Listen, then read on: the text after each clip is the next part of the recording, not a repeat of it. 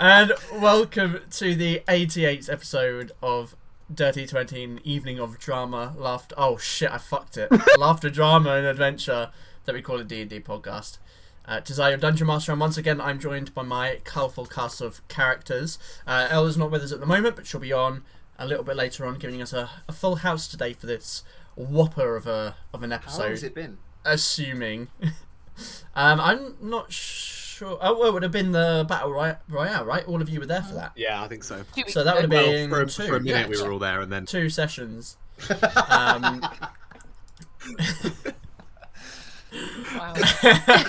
for a hot minute. The shade. A hot minute at that. I mean, you want to say a minute, but it really wasn't. It wasn't even a minute. No, more like more 3 like seconds. 3. Actually, yeah. Okay, let's not. Let's not get into the. I don't want to. myself out, shall I? Into the I'm minutia. worried that if you're not careful, she's gonna come for you. So. Me? What have I done? Anyway, before we get into the session today, let's do our regular round of shout-outs. So, I'm going to be a bit quirky today and go Maya first. Oh, crazy times. I know. Hi everyone, I stream on Chibi-chan, I stream Genshin Impact, and the times I've been saying every single week have been Fridays and Saturdays, 7 PM BST, but that is actually complete BS. Because I stream whenever and for however long is available to me at the moment. So come along. It's a spontaneous, spur of the moment thing, and lots of puzzle solving and good fun. Thank you very much, Maya. Much appreciated. Mr. Samuel Palmer, who no longer does Twitch anymore, unfortunately. He's a shorts kind of guy. Wait, but hold your horses there. I actually started streaming again! Hey! Next stream will be Tuesday at some time during the day, a time between 1 and 12 AM or PM. But yeah, Sam JKP on Twitch and YouTube. Come and do all the things that you do. Is this Tuesday or any other Tuesday? Just a Tuesday. Just a random Tuesday in the year. You'll have to find out. Just say Tuesday. Just say Tuesday. Thank you very much, Sam. And finally, but not least, Mitch, do you want to talk a little bit about Mondays? Nah. that was a sound. All right. Of course I will. Mondays, 7 PM till 10 PM. UK time, whatever that is, GMT. We play Star Wars Edge of the Empire. Me, you and Sam, Jay, and a couple of other friends. We will be live tomorrow, but after that, we've got a little bit of scheduling issue, so I'm going to figure something else out. But it's going to be fun. Come and hang out with us. It's good times. We'll do some hot tub. It's getting juicy. It's getting very, very juicy. Hot tub, plastic hot tub streams to come. I feel like the last we left off, like one of Jay's character shot Dean's character. Yeah. Stun blasted him. Yeah. So we shall see how that plays out. Yeah, I can't remember if that was the one where I was really drunk. That might. I should have said that on stream. Wait, now. you were really drunk? Yeah, I hadn't eaten all day. I had one drink and poof, suddenly gone, and I don't remember what stream it was. It was one of the two. It might have been that one. Yeah. I can't remember. It was that or the one before it. But yes, it's going to be fun. Yeah. We'll be there tomorrow. It was a spicy one. At 7. Very exciting. So, any other updates or things to call out into the universe before we begin? I have arthritis. Oh. I used to be a cow. Oh, guys! Whoa, no way! Less than 2 weeks before I get to see you all. Yes! Let's go! Yeah. Which reminds me that, in theory, now this is in theory because we haven't really discussed this, on the 31st, we probably won't be running our normal game, because I think there are a couple of people that can't do that day anyway, but we had originally considered doing a session of the Alien RPG, which we kind of need to talk about a little bit. Yeah. which is a fantastic system that we did like over a year and a half ago, and that was a lot of fun. We never finished that particular story, but we're gonna try something a little bit new, assuming it goes ahead. But yeah, that's gonna be fun, I think, and very spooky Halloween vibes. And we're probably going to be hungover from Mitch's party. Oh yeah, that will enhance the experience. It will. It's the terror. So look forward to that, because that's going to be a doozy, that one. All right then, I guess without further ado then, let's delve into today's episode of Dirty 20.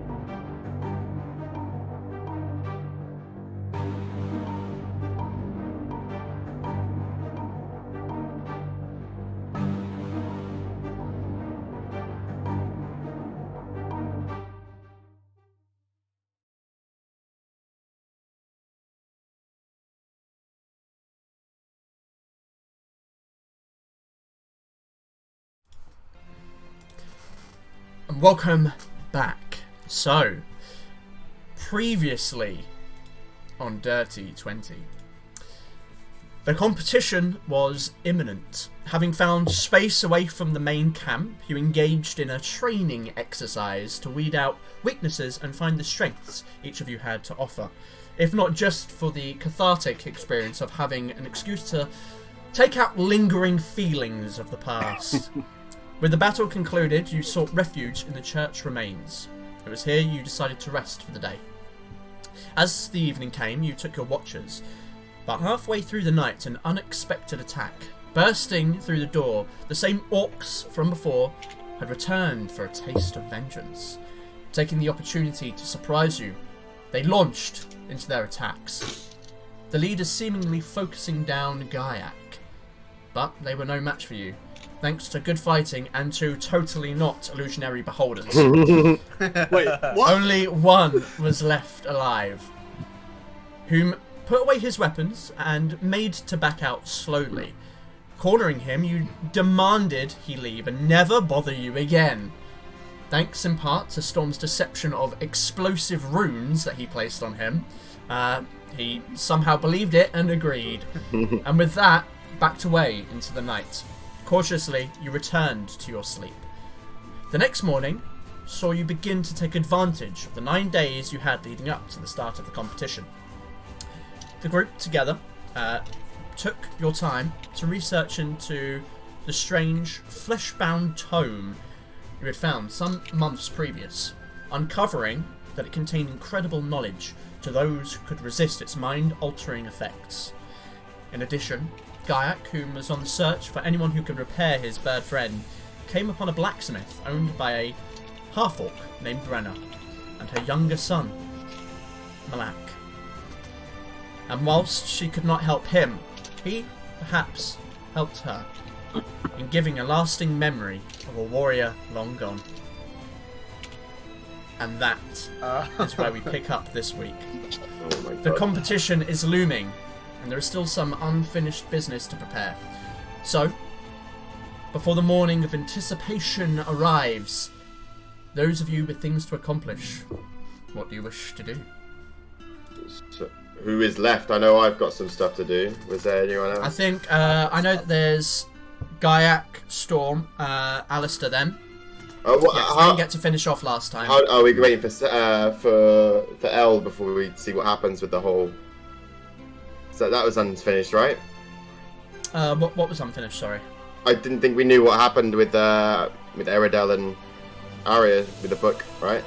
Yeah, we I have Think a of the question devil. about that actually. Yeah.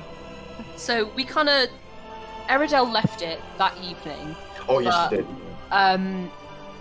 I had a thought this week, and I thought Eridel would probably think the same thing as well, that she knows Arya well enough to know that she might try and steal it again. So, depending on how long is left before the tournament, or a couple nights later, I just want to see if it is still in there. I'm not going to take it, but I'm just going to check if it is in the bag of holding. Alright, so what I'll do is we'll put that on hold Yeah. till Elle's in properly, and then we'll find out if she would go after it. So let me just write that down. So I just want to make note of who has what to do, or what, of who has stuff to do, as opposed to what it is. So we've got Gaiac, Storm, Alistair, and Eridel versus Arya. So I'll just put it down as that so we can find out. Hello. Perfect. Black milk. Hello. Oh, so Hey, my hey, name's hey. up Oh here. no. Please no more of the fucking black milk. Black milk. Oh god, it's like a Luke Skywalker moment in oh. Why did you have to bring that image to my mind? Because I remembered it, so I had to bring it back up for you to remember. Blame Disney, okay? Blame Disney for the milk. So grim. So let's start off with Arya then. What am I doing? What's happening? So basically, Eridel may or may not be checking on some of the nights just to see if the book is still there. She is. I don't know why I say may or may not. She is checking. So basically what I'm asking is, would Arya have, on a night after the one where you both encountered each other trying to get the book, would Arya go to try and get the book again? Right. And remind me who had it in their It possession. was Alistair in the bag of holding. Person who, Okay. if they roll a natural one, he still won't see them.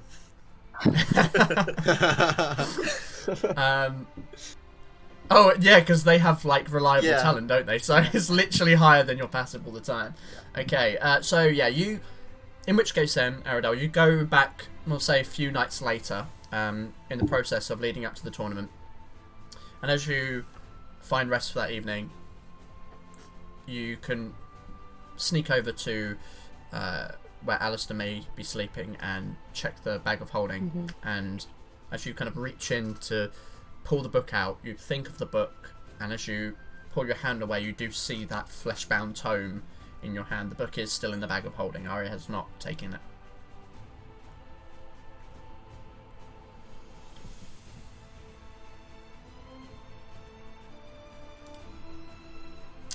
Excellent.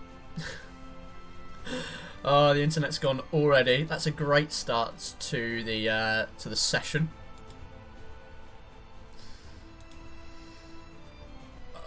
It's Right. gone. It's Hello. crap. Yeah, yeah. I'll be taking It's over as the DM. Oh, I hear him, I hear him. You back? Literally, You back? hello. Yeah, first 10 minutes of the game, and the internet already goes down. It's okay. Let's keep this show on the road.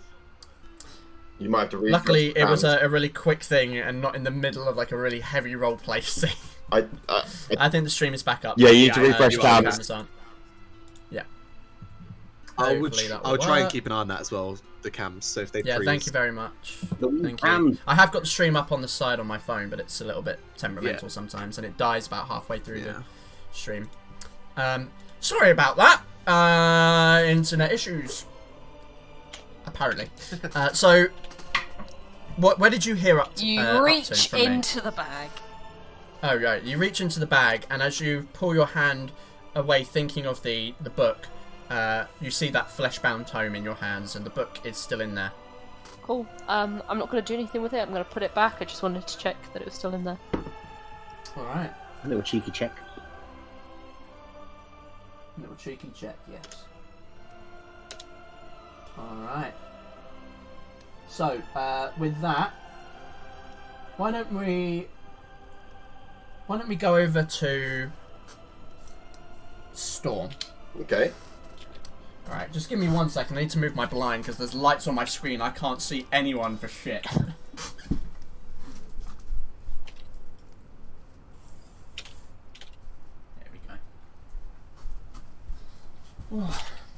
It's the problem of playing in these winter months. Yes. The light is dying. Sorry, Storm. Would you like to go first?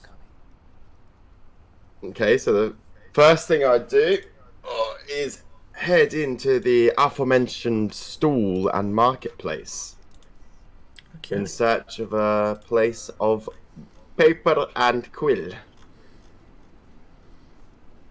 You can indeed do that.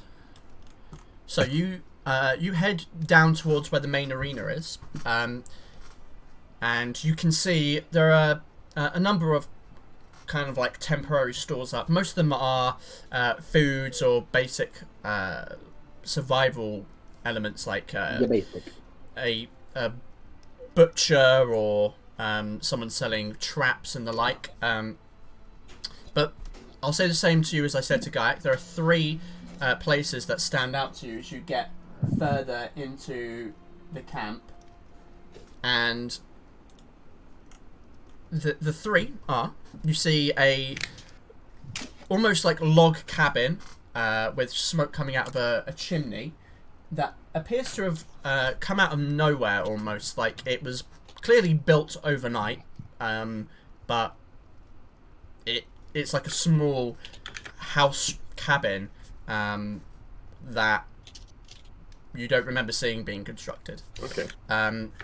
And the other are 2 like actual wagon stalls. One seems to be like a convoy, and you can see a group of lizard folk in a fairly large camp behind, and then a single lizard folk around a number of trinkets and interesting goods laid out on mats on the floor. And finally, you see a you see a wagon with like this burlap sheet strapped over the back, 2 horses grazing at the front, and then next to that is this crude-looking stall with a material sheet above, held aloft by 2 wooden planks. It reads "Tomes and Tales" on it, and on the actual desk itself, you can see a number of thick books and tomes piled up on each other, and behind appears to be a wood elf in like thick wool clothing and a cloak.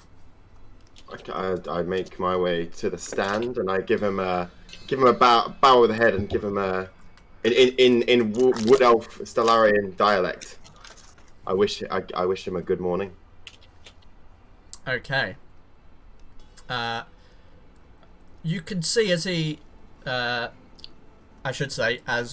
you can see that they have this quite intricate-looking bracelet on their wrist. It seems to be platinum with small, almost blue sapphire orbs around it, which jingles as they give you a bow and look back up to you.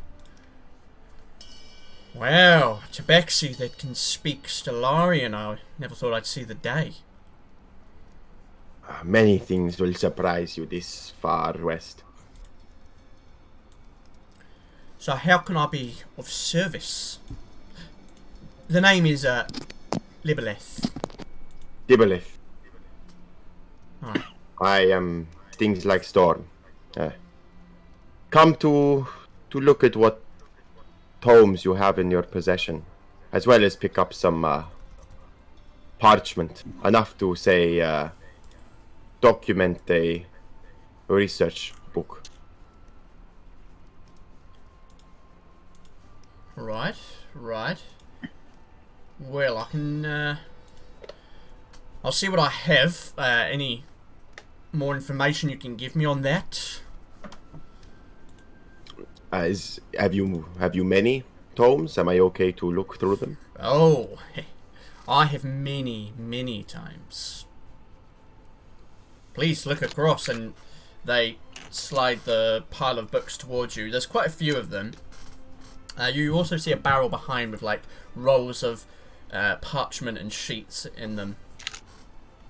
I'm gonna start looking through them myself, but like not for too long. That I'm looking through each book just to see if anything catches my eye that's like to do with just unusual creatures of the Underdark / Illithid.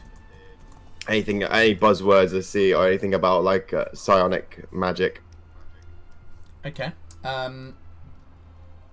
Roll me a d10, please. D8. First roll. Okay, d4. Alright, so as you're looking through,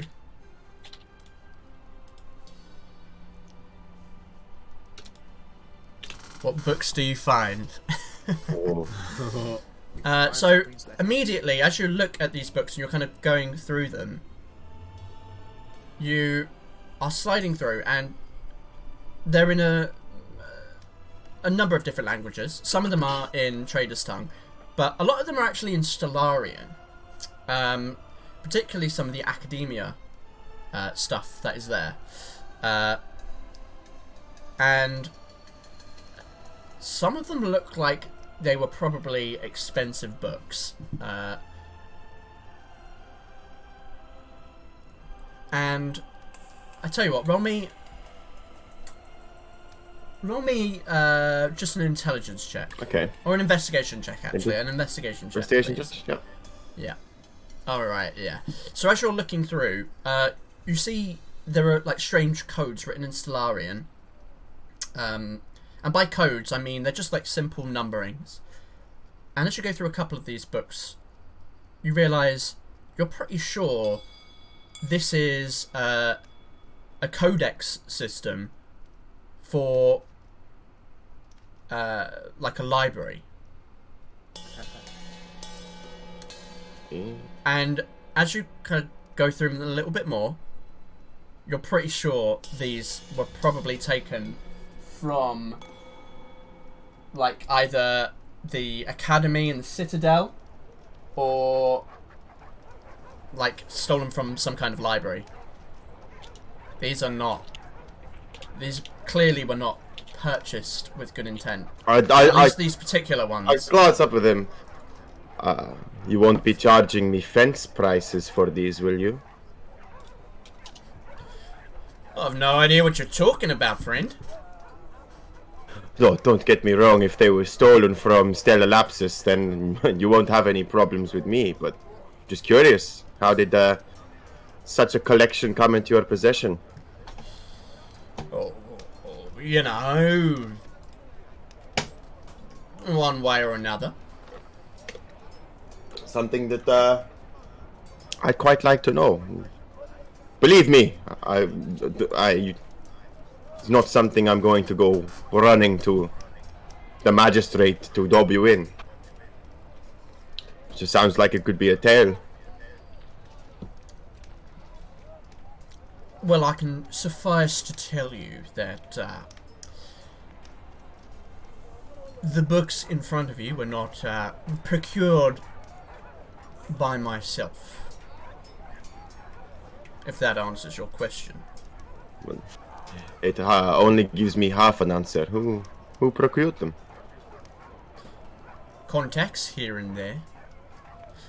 Some of these are purchased with good intent. Others need to be weaseled from the hands of those that refused to lose touch with them.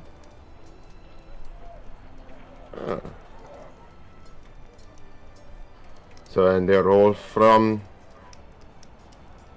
the city, in this Citadel or Stella Lapsus? Some are. This one, and they kind of pull one book over, and you can see it's called Three Little Goblins, and pulls it open, you can see it's written in crude hill talk. This one, for example, was not. Ah, yes. The locals of this this side of the world find them quite charming in a way. Quite. Well, if you're not going to indulge me in the tales of how these were heisted from people as such as those of Stellar Lapsus, then may as well ask you if you have got any kind of bestiary books about arcane creatures.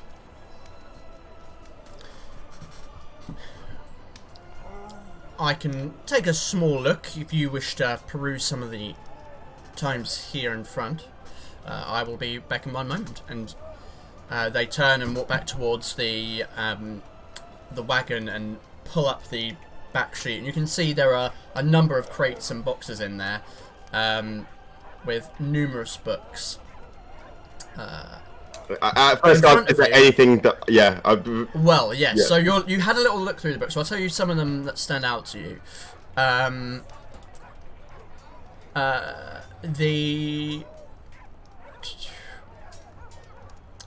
The first one, I would say, you would find... I'm going to roll on this. So you got, what was it, a 4, right? I got 4, yeah. Okay. So... The first thing you find is a book written in Stellarian, one of the ones that you think is taken from a library of some kind, and it is called Abjurative Basics 302, The Forming and Uses of Arcane Circles. Okay. That's the first one. I'll put that in the chat for you. you. Yeah, please do. Thank you. The second one is The Mysteries of the Moonvell Gates. That is... also in Stellarian. Put that in the chat for you. Okay, thank you. Alright. You also find a book called I-Orc. I-Orc? Yep. And as you kind of open it up, the preface, pretty simple explanation about an orc called Shellac. That's kind of what the author is called. And finally, let's see here. Right. You find, I like this one. I'm glad you got it. 20 ways to cook an owlbear. Nice. At first glance of these, did he take these out with his hands, or has he shown me where they are on the stool? So these are the ones that are on the stool that you were looking through, and you noticed the kind of weird writing on the Moonvell and the Abjurative book. I'm swiping those two and putting in a major illusion of those books. Oh, all right. Right, so you... And I'm gonna try and position them in a way where I don't know. It's only if I've not seen him recently pick them up and move them. If I saw him grab them and bring them over to me, then probably not. But if they were just where they lay, where I saw them, I'm gonna swipe them in major illusion. Okay. I'm gonna make you roll. I'm gonna make you roll a sleight of hand for the casting of the spell, for trying to take the books without him noticing. He has got his back half to you as he's they are looking through the crates in the back of the wagon. Sleight of hand, yeah. Yes. Oh please, yes. Oh, good.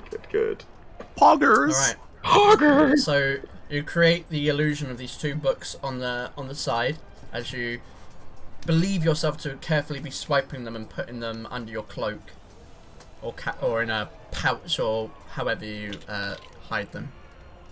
But you feel confident that they have been hidden. At this point, they are going to return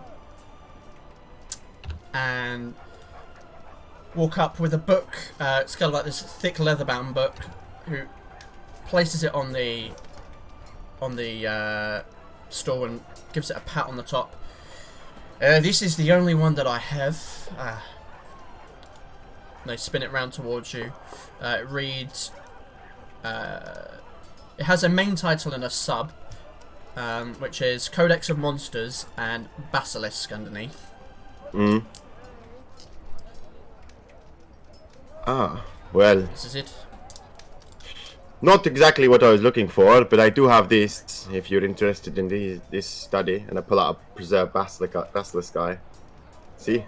I'm not really sure what that is, but I'm a businessman. I see. Well, I think what I would like to do is purchase, I turn out my pockets. I pull out 2 silver and 3 copper. Because this is how much parchment I'd like to buy. Can you provide? I can.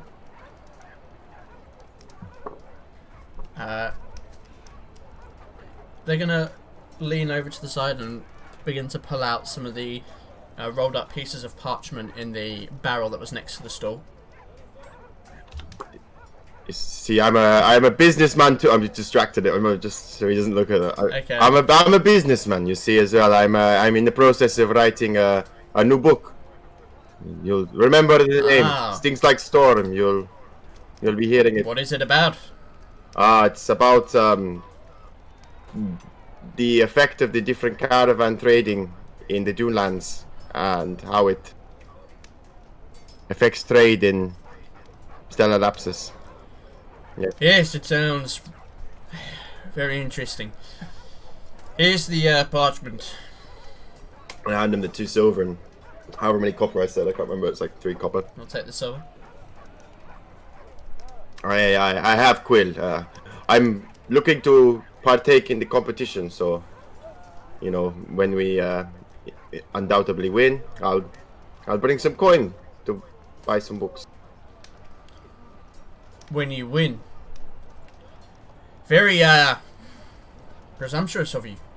Yes, but you haven't seen the company I keep. We have a. Well, I will soon. You'll be watching, yes? I assume. Of course. Do you wish to buy any of these books? Fine times, indeed. They are, but very rare. As rare as they are, I will be needing to get some more coin. Maybe I'll go borrow some from my associates.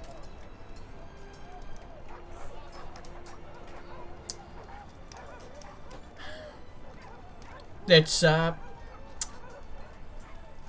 you didn't bring enough coin with you to make purchases beyond your parchment. You see, we are running a bit of a shared monetary faction thing going on. Well, whatever that it is that you're running, be sure to return with some coin and these books will be yours. Of course, thank you.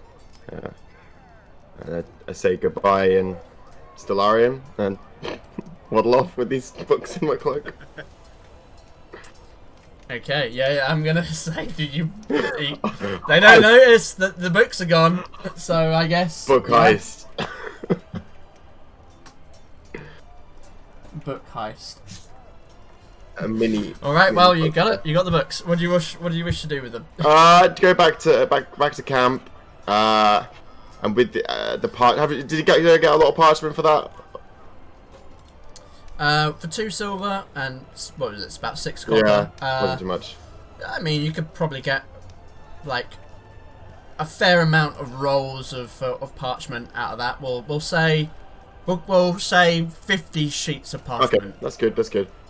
That sounds reasonable for 2 silver. Probably a little bit light, but it's also rare to come by. So in the current environment. Yeah, true. So I guess now to just speed things up a little bit as well, so everyone's got a bit of time. The rest of the downtime, I will be reading those books, and anyone that can see me, I'll be casting some major illusions or some illithid, and studying them, drawing them on the parchment, Okay. and kind of binding the parchment together. And if we kill any animals, I'd also ask to take some hide. You could just see that Storm seems to be like preparing some kind of book. Out of interest, did you say you were reading those? I was going to read those other books in between the times that I'm. Yeah. Right. Yeah. Okay. Yeah. I'd like to read as much of those ones as I can. All right. So you spend the rest of the downtime beginning to preparing and making notes and additions to prepare creating this book of yours, and in between spending some periods of time in solace, having some time to read to yourself. Are you going to try and read all three? Just out of curiosity. Did I get 3? I thought I swiped. Did I also swipe? I which one did you swipe? the two. I thought it was just Abjurative Basics and the Mysteries of Moonvell. Oh, okay. Yeah, you can. Okay, you will say that you swiped 2 of them then. Oh, I missed out on that one there, but Hold on, got to reset the cap. Well, it would have made it. It would have made it a little bit more interesting in the long run. So maybe the 2 books that may fare well. Yeah. Shall we say? So it was the Moonvell one and the Abjurative. Yeah, because they were both the ones that stood out to me as Yeah. from the Codex from in Stellarian, right? Absolutely. Yeah. So as you spend time reading the Abjurative Basics book, it is going to take you a fair amount of time. We'll say probably half that time of that you would dedicate to reading to read this.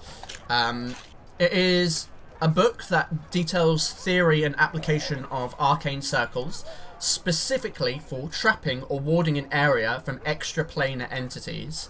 And it also acts as a spell book containing magic circle. Oh. So you cheeky little fuck stole a spell book. Pretty sick. Nice. And the other book, The Mysteries of the Moonvell Gates, this is a very different book. It is actually a research paper that, in addition to primary research, includes speculation and local legend of the strange circular broken gates that lay on the northern border along the mountain ridge of Moonvale. There is speculation within that indicates that they may have been portals to the upper planes. Others speculate that they are devices used by the Telkassi ancients. Some even think they may belong to beings before them. They're like these very curious mysteries within Stellar Lapsus. Can you run me a history check, please? Yeah, I would love to. Yeah, I wondered if it's ringing any bells, something that maybe Sailin told me. Yeah, just preparing a bit of lore to... Oh, I might double click that. 21. Okay, yeah, with the 21, I think you would know from studying specifically with other Stellarians that Telkassi is a old Stellarian word that refers to effectively the race before. They're like an old ancient race that vanished. The pregenitors after some to natural the elves, disaster. or no, they vanished. They've effectively vanished. Like the Dwemer, yeah, okay. But they're considered to have that the elves are considered to be their ancestors. Okay. So to clarify, their descendants. Sorry. the Telkassi isn't what they refer to themselves as. That's It's what the Stellarians. Yes. Telkassi is like us talking about like Homo, whatever the word was. Yeah, like the old what we evolved from. Yeah, I get Yeah. it. Okay. Makes sense. Cool. That's awesome. Yeah, that's basically that. Yeah. Okay. Neat. So that's what the books are. Yes. Okay. Look, I said homo and then couldn't. Homoerotic. And I did nearly say homoerotic. All right.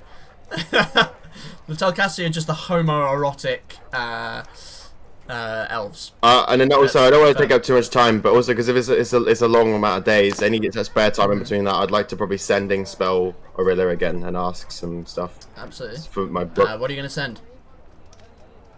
Hi, this is Storm. Wondering if you could give details on Illithid. Writing a research book about them. Hope you're well. Okay. So you send the message. You're confident that it's been received. A few moments go by when you hear a response.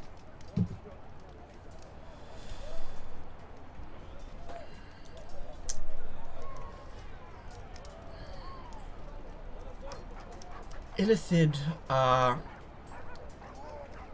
tightly kept secret. Information hard to come by.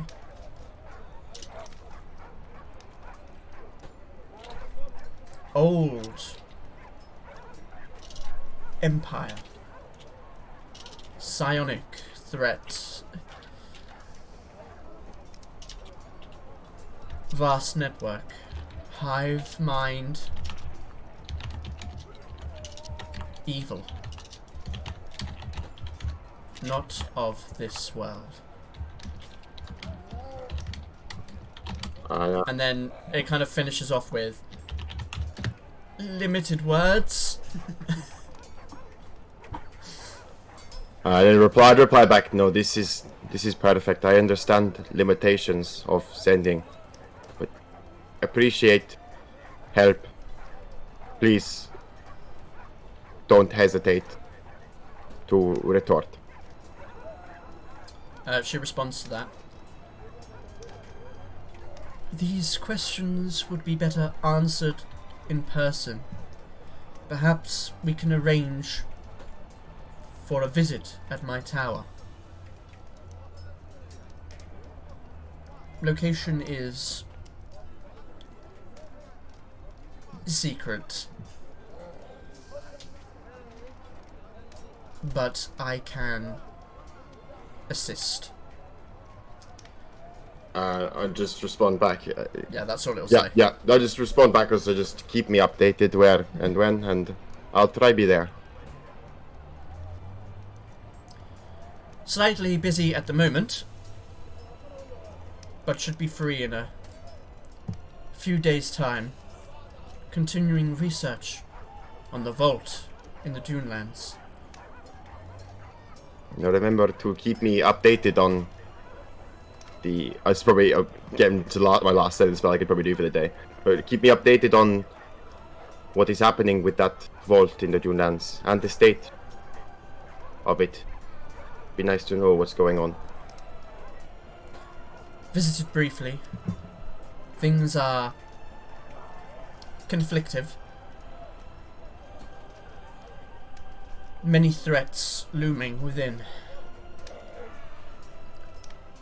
Cannot venture there alone. Perhaps your friends care to join. And that's what she'll finish with. Okay, cool. Alright, so you spend your time doing that. And we'll move on to Gaiac. So Gaiac, you've on that day had that talk with Brenna. With Brenna. I think later that evening, I want to go back to Brenna. Okay. I'll spend the day just sort of, flying around, just thinking, and then I'm gonna head back. All right. So you head back down to the blacksmiths that you'd been previously. Appears to be open. You head on in and you can see Brenna there, currently putting up some blades onto the weapon racks themselves. As you enter, she turns around and sees you, and you see a very warm smile cross her face as she sees you. Welcome back. Oh man. Hi. I wondered if you sold arrows or knew where I could get some. I'm running low on my supply. Unfortunately, I'm not a Fletcher, but there is one in the stronghold. I can tell you where. It's called the Bent Bow. Berneth Bowcaster is our Fletcher here. That's very useful, thank you. I had one other strange request. I understand if you say no, but I wondered if I could sleep on your roof just for a few days.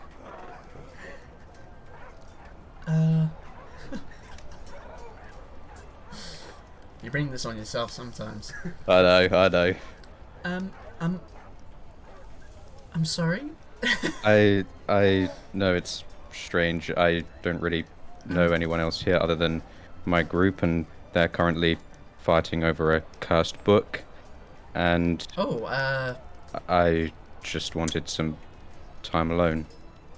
That sounds beyond anything I would like to be a part of. You're looking for somewhere else to stay then, I assume. Yes, just for a few days.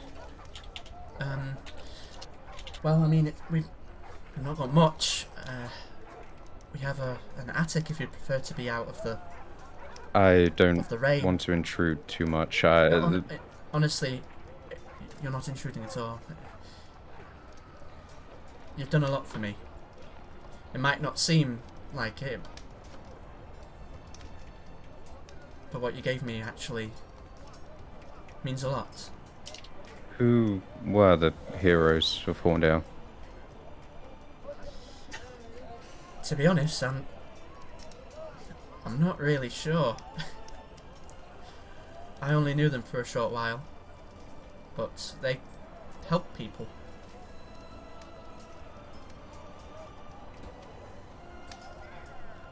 They help people.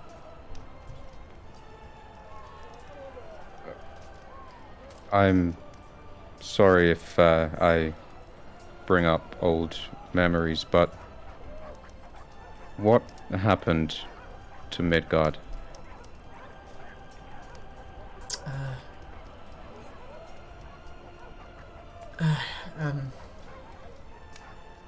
Perhaps this is maybe a story we could talk about over a meal, perhaps. Of course, yes. I don't have much I can pay you. And Guy, he pulls out like his. Please. He pulls out his pouch that he keeps like his worms and bubo and I guess his money in, and he's like trying to find his 1 gold, and he pulls out a few pieces of bubo and eventually finds his 1 gold. Stop! Please don't! And as she says that, she like moves forward, and all the swords and weapons clatter down to the ground across the stone. Oh shit! I'm sorry. Guy like tries to help her pick him up. No, please. It's fine. It's my fault. And she'll like begin to pick up the weapons and put them back on the rack. Sorry, sometimes I can be so clumsy. Oh, I understand. I have wings to keep an eye on.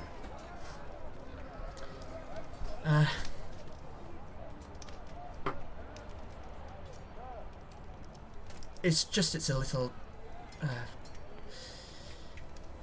It's a bit of a story. That's fine. I can cook if you would like. I have a knack for it. You're my guest. I can't ask you to do that. Thank you. And like I said, we have some room upstairs in the attic if you need a place to stay for a few days. I would love to take it just for a few days. I promise I won't intrude too much. You won't even know I'm there. I'll show you where it is then. Right, can you watch the front, please? And you see the kind of younger half-orc wander out up to where the desk is, and you hear the scraping of a stool as he stands up. He looks about probably 12 years old or so. As he tries to look pretty adult and professional as he's moving stuff on the table and kind of leaning there. Bless him. And Brenna will walk walk you towards the door. There's some stairs that go up, and you can see like a very simple living space. Everything is pretty minimalistic here. The stairs lead up to like a hallway that leads down to the end of the house where you had previously entered in, but on the floor above. On either side, there are a couple of doors. She walks past one on the left-hand side, and you can see a very simple living room area with a kind of kitchen space connected to it, and a fireplace crackling in one corner. The other two doors appear to be bedrooms, as she walks over to sort of 3/4 down the hallway and pulls on a panel on the top of the ceiling, and down comes a ladder that she climbs up into this attic space. There's a couple of crates up there. It's very dusty, and there's a couple of cobwebs hanging from the rafters. But there is this sort of like circular window. It's a little murky. It's probably not been cleaned up here in some time. But there is a window that looks out over the front of the shop and the house ahead. It's not much, I know, but I can probably pull something together for you to sleep on if This is you need it. perfect. Don't worry. Like I said, I was planning on sleeping on the roof, so I just hope you're not a serial killer in disguise or something. I mean, I could be. You wouldn't know. Probably not the best thing to say to someone who I'm staying with, but like I said, you won't know I'm here, I promise. You're far too awkward. Yes, I get that a lot. Any dietary requirements? No eggs. Of course, aye. Damn that. Rules out Eggs Benedict. Well, You see what I can swing together. Just out of curiosity as well, is this a permanent place, or are you just here for the competition, or? We live here, but permanent. It's a place to stay for now. What's it like when there's not hundreds of people ready to kill each other? Just probably a few hundred people trying to kill each other. I make it sound worse than it is, but it's acquired, to say the least. Reminds me of the stories my father used to tell me. I take it he's no longer with us. Aye. I'm just going to prepare dinner, so I'll let you know when it's ready, and then perhaps we can talk. Thank you. She climbs down and pushes the ladder up to the hatch. I'll start trying to just like make some sort of space where I can sleep, Sure. sort something out. Yeah, you can make the space and clear it out, and eventually there's a comfortable enough area that you can have a sleep in. For the sake of brevity, I'll say that a couple of hours go by, and if there's anything you wish to do in that time, you can do so. I was going to say I'd go buy some arrows, but I don't actually have the money for it, so I won't. I only have 1 gold. All right. So. Well, 1 gold will actually get you 20 arrows. Will it? Yeah, I'm pretty sure 1 gold equals 20 arrows. I'll go buy 20 arrows. Okay. So, again, we'll kind of breeze through this a little bit. Yep, 1 gold for arrows. So for 1 gold, you can get 20 normal arrows or bolts, or 20 hammerhead. I'll get normal. Or 1 silver. I'll get normal. Oh no, arrows. No silver. Okay. Because I have less normal arrows than I do hammerhead, so. All right. So you go to a kind of a building that's a little bit ways away, and it's a simple Fletcher's shop, and there's a guy in there who clearly is a Fletcher, and there's lots of archery-based stuff in there. I'm really breezing through this to get to the good bit.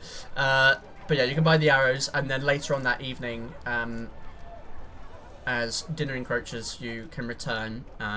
As you come upstairs, you head into that living room space, and on the left-hand side, a few simple chairs around the fireplace, and then on the right is the kitchen with it kind of slightly angled towards the kitchen, but mostly in the middle of the room is this bigger dining room table with chairs around it, and you can smell this rich stew coming from a pot as Brenna walks over to the table and puts it down, and there are places set out for each of you. You see Malak kind of shuffle in to the room, kind of give you a look like, and walk over to the. I'll kind of glance at him, look a little bit down. awkward, and look down at the table. I hope you don't mind beef stroganoff.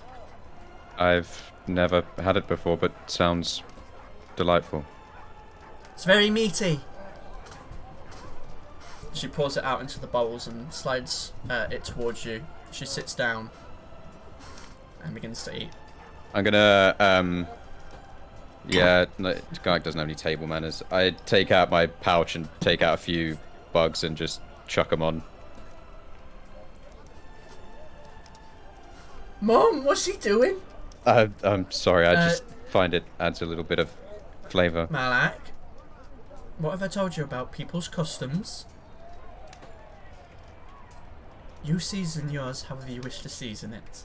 I look at Malak. You should try it. The beetles add a lot of texture. He kind of looks over at Brenna, who looks back to him. I'm fine, thank you. Suit yourself. I'm gonna start digging in. The other two will continue to eat and have a hearty, very meaty meal, but it does taste pretty decent. It's definitely fresh game. Mm-hmm. So in Better this than what time- I made, though. Whoops. I just threw my dice to roll it, and it's disappeared somewhere. It's gone. The Yeah, dice is the gone wild somewhere. magic sir just disappeared now. Yeah, I did. I mean, it's depends on your taste, but it is pretty good. All things considered, it's fresh and homemade. What more could you ask for, I guess? So as you're having the meal, is there anything you'd like to ask or do? I mean, I'd like to bring up Midgard again, but I guess I'm kind of waiting for her to sort of, I don't know, maybe try and circle back round to it. Okay. So there's small talk and general conversation, and maybe asking questions about the competition, why you're here, depending on what you would like to answer to that. But quite a lot of small talk. I don't think she's going to circle back to it. Okay. On her own, anyway. I'll wait until sort of like everyone's sort of finished eating, and I'll look when there's maybe like there's been a little moment of silence between conversation. I'll look over to her. I again don't mean to pressure you, but I was wondering if you could tell me about Midgard. It's a big story. I've heard bits and pieces, but I'm not sure what's true and what's not. And I don't think I've ever met anyone from there before. Malik, why don't you put the dishes on the side? Kind of rolls his eyes and gets up and begins to collect the dishes and take it over. She sits there in thought for a couple of minutes.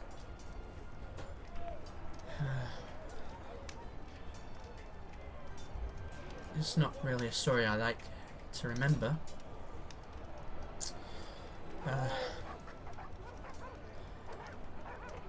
Honestly, not much of it I know about, and I was there.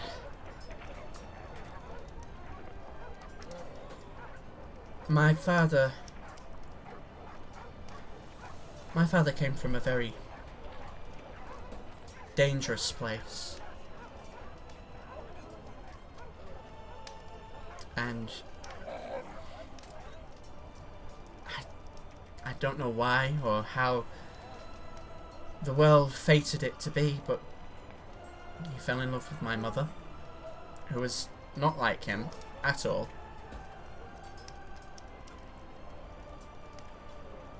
But his people didn't accept who he knew that he had to be with. So he left. And we went to a town. It was called Oakwood. And then they had me, and I'm sorry, I'm giving you my life story here. It's a good story. Yeah.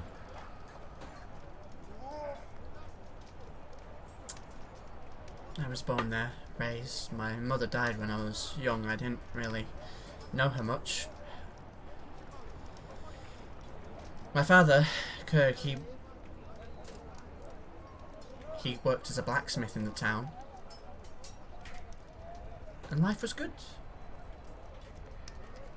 I worked under him. I wanted to be his apprentice. I wanted to be some famous blacksmith across Midgard. Seems like you might have passed that on to your son. I like to think so. I don't want him to have to experience what I did. Anyway, there were some strange things happening. This weird group of people, including Malik's father, they somehow ended up in the town. I don't really know. One of them I knew who lived there. His name was Frankie.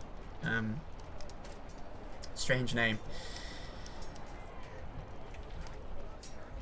But as soon as they arrived, things just started to go wrong. There was a boy who nearly destroyed the town, and apparently they tried to save him but released something evil. I don't really know. They didn't really tell anyone much. I was just a blacksmith's apprentice, you know. At this I didn't point, really like, Guy's like leaning in super close. He's like engrossed in this story. I didn't really know Malik's father well, but he seemed nice.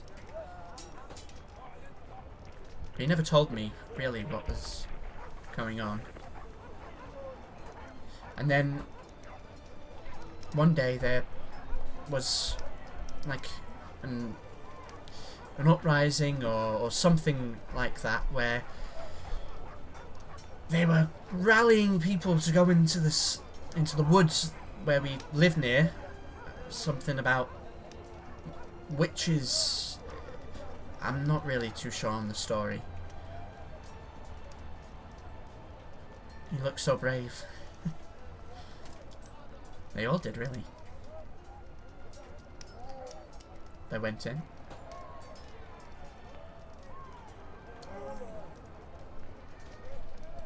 They never came out. I'm sorry. Well, that would have been sad enough, I suppose. At that point, I didn't even know that Malik was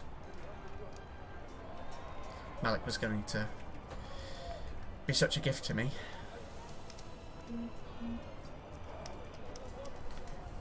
But it just got worse. Something brewed. I don't really know. An army or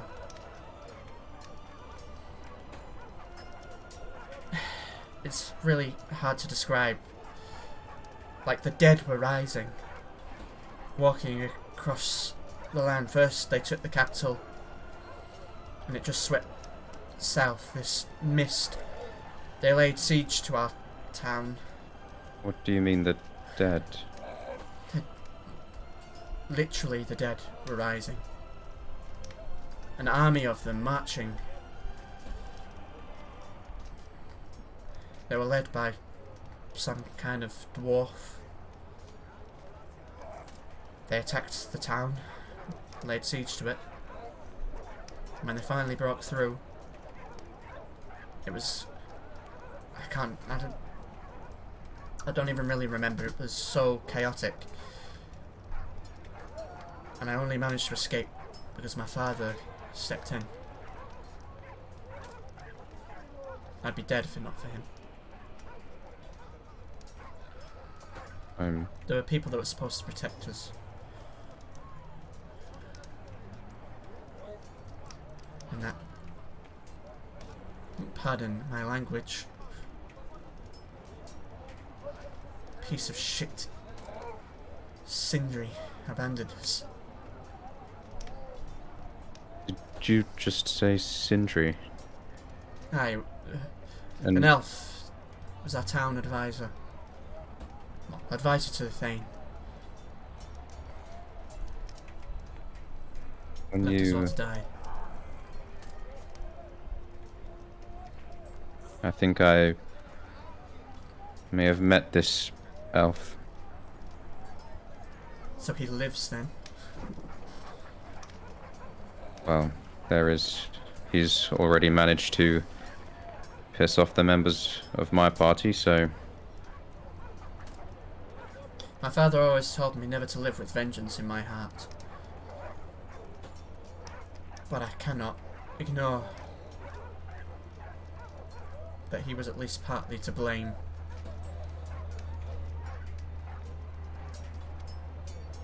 This is not really the conversation I thought we'd be having over dinner.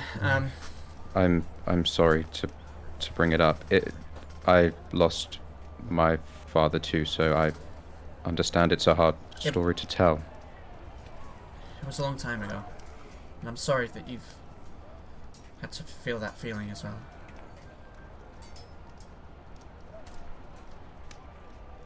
I know that my father wishes the best for me. And wherever he is, marching in his ever-marching army or whatever, I like to think he's at least proud. I'm sure he is. It's been an honor to meet you, Brenna. And an honor to meet you. And if I do see Sindri again, I'll remember the pain that he's caused you.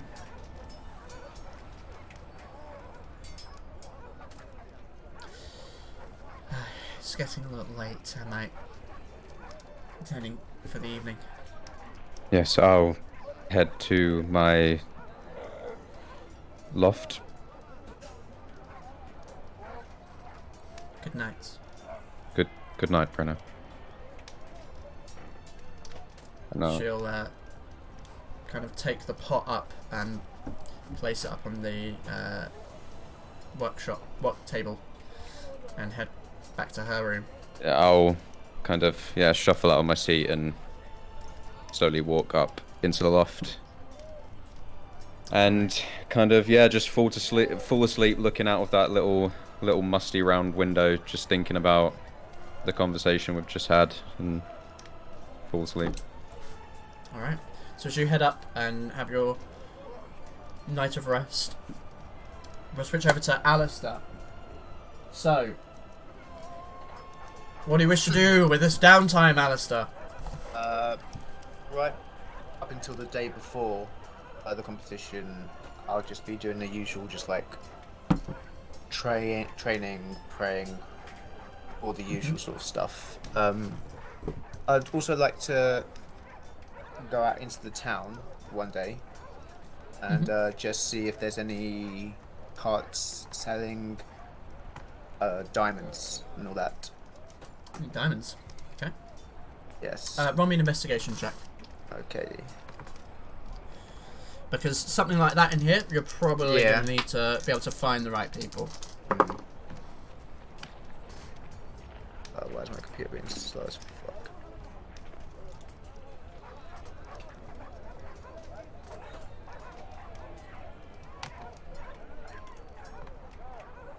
Oof, a 5. Yeah, nah.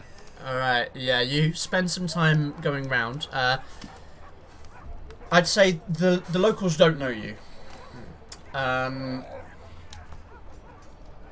based on your get-up, I think they're probably slightly suspicious. And as you talk to a few people trying to find out information where you might procure them, you don't see anything so obvious. There's no, like, jewellery stall. You get the feeling that maybe there are people in a kind of not black market, but like maybe some kind of underground secret dealings, but no one's willing to spill the beans. Yeah, I'm not gonna go into that. That was a long shot anyway for this place. Yeah, fast forwarding to the day before. Alright. I'd like to go to our little bard friend, Mm-hmm. and while he's alone, and just sit next to him and be like, yes, sorry, your name escapes me. What was it again? Leonardus. Leonardus, yes. Yes. Alistair, if you don't already know. You see, I am doing some research on the different gods and spirits of this land, hence why I'm not in my hometown, and there's this one that keeps on escaping my my research. I don't know if you've come across him many times in your travels, but it would be yes, what was his name again? Yakufa? Have you heard of him before? I can't say that I have. No? It's worth a shot. Do you... These are... What did you say? The gods of your hometown? Not just the hometown of, like, this place, this continent that we live. That's what I'm doing research on. Ah, I Yes. see. No, I- I can't say that I have ever come across something like that. That's a pity. He's quite an elusive one, I see. I can't really seem to find much research on him through my travels. Do you know anyone around this area, or any area that might have information on him? I mean, I don't really know who he is. His symbol. You're sure? What? I'm a little confused on what this thing is that you're. Is it a god or? It's. What I do know is people think that he's a god, but other people believe that he's a spirit, like a higher spirit of some kind. Right. I'm not too sure on him. You might have seen the symbol around, and I'm guessing in like if there's a bit of dust on like computers, I draw the symbol that I know. Okay. He hasn't seen my shield. Well, the symbol seems perhaps familiar, but I can't say I've heard of the name. If it is, you said it was something of this continent. Yes, it's something of this continent, I believe. Well, I've never travelled beyond the coast. Guilty. So wait, where are you from then? If you've never travelled across the coast. Well, I was born in Pinestoke in the kingdom Gayford. of Gayford. Yes. Yes, I'm from there. Yes, I was told that you were from there. Oh, Apparently your friends don't know where you're from there. They were like, I said, where's he from? And they said, I don't know, the capital maybe? well, I've had said I am from the capital of Gayford, yes. Ah, I see. So, What's it like? I've never been there myself. really? I would have thought you would have been there. Ah, well, David's a very big place. And, I'm a little, on the fence with the customs. Oh, what's as in? What, like? I'm not really into the whole nationalist thing. Oh, right. Yes. Yes. I know certain people who aren't, well, the same of you, pretty much. Ah. But Well, hopefully they don't get discovered then, eh? yes, that would be very complicated. But anyway, you said you wanted to know what the capital was like, I guess. Yes, I would love to know. Well, like you said, it's big. Much bigger than any town I've been to. Yes, I've heard it's the biggest on the coast. Yes. A lot of different people. It's mainly humans and scaled skins, but you do see certain other races around, travelling and sightseeing. In the day, it's more business, but at night, it feels a lot more free at night. A lot more youths out on the street, people hanging out, people sneaking out, having fun. Is this a real freedom or like the illusion? Well, for some people it doesn't really matter. As long as they can feel free, it's freedom to them. Ignorance is bliss, eh? Yes. But yes, it's if you're ever going to visit it, make sure you do your sightseeing and all that other stuff at night. It would be a lot more easier to go about and find the stories that you're interested in. Yes, well, it's pretty low on my list, I won't lie. Yes, very low on my list as well. I can imagine. The people that you associate yourself with, I can't imagine your family would be particularly... I mean, I don't mean to judge, I don't know, anything about you. But if your name means anything... You wouldn't have heard of my name. But yes, some of the people there are just tired of all the other stuff that's going on. Not bad people, but lost. Well, I don't see it changing anytime soon. Not when I was living there. Anyway. Oh, one can dream and hope. Maybe the people from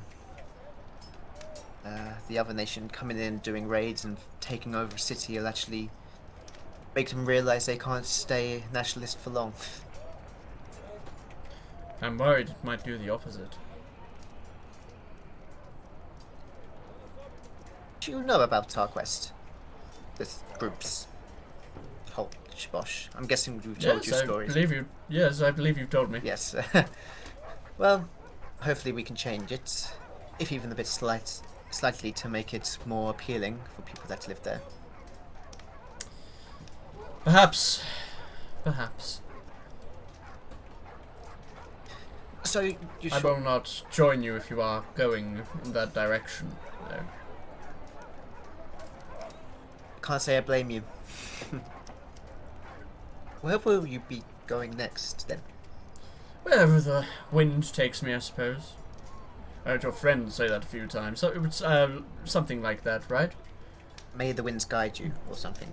Or guide us together again. Yes. Oh, was that it? Oh, well. Well, the winds will guide me somewhere, I suppose. Well, you better stay I'll out see. of trouble, then, if we're not around. Oh, I don't know what you're talking about. I'm excellent at staying out of trouble.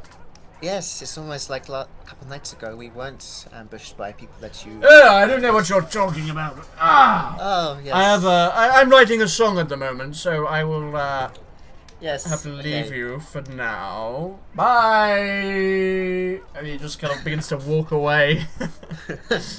Strums on a lute that he purchased a few days ago in the town. Fair enough. It's got a little bone charm at the end that kind of jingles as he walks. wait until that night. Right before we do our watches. Actually, no, wait. I'll do it during a watch. Alright. I'll wait until the end of my watch and then go off and do it and then go back and sleep. Pretty much. Okay. So, end of my watch. Before I go to sleep, I'm just gonna go out the church and find just a quiet place in the surrounding Alright. area. Absolutely. And do the whole ritual to cast commune. Okay. So you head out, find a secluded area away from prying eyes, settle down and focus your mind as the shadows of the night gather around you and the sounds of the camp in the evening fade away. You feel that familiar presence surrounding you in this almost night sky. What are your questions?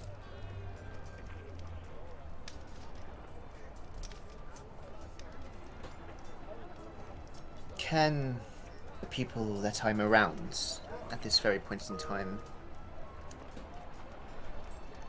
can they be trusted?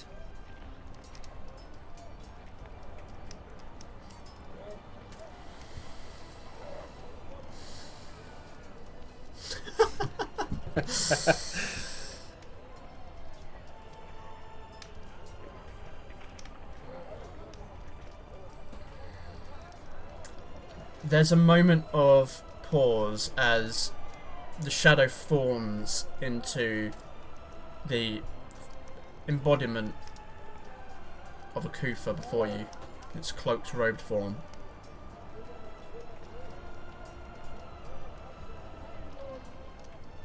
Yes!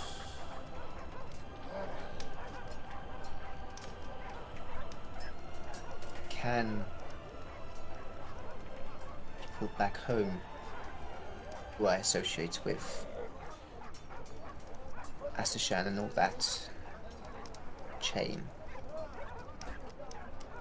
can they be trusted? What was a night sky, kind of the beautiful image of the cloud of the galaxy and stars, immediately kind of swoops in one motion, and you watch stars explode as the form grows and grows, and you see the scythes behind grow and glisten in the light. Its ghostly, spectral, skeletal wings rising up to almost jagged claws. No! Is that a no? You cut out. Yes. No. I can only ask yes or no questions. Fuck.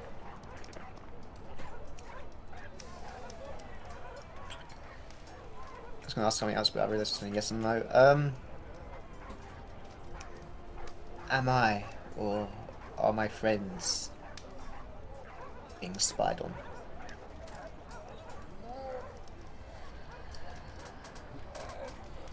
Yes.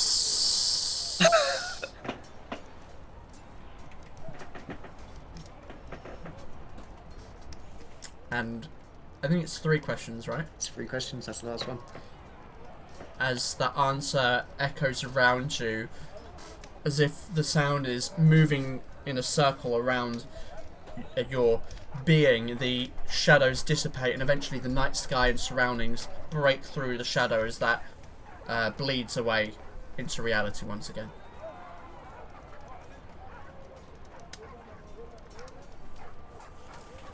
Fuck.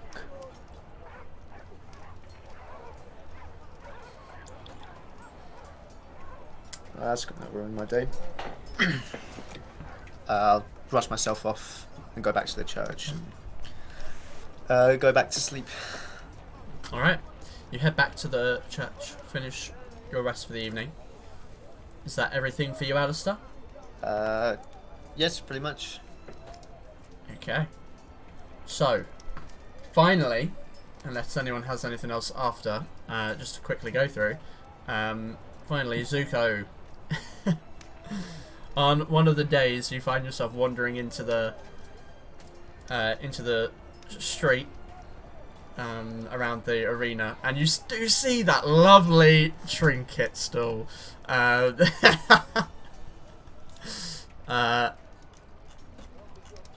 you wish to head up and have a little look? I think you're muted. I absolutely would love to go and check out that trinket stall.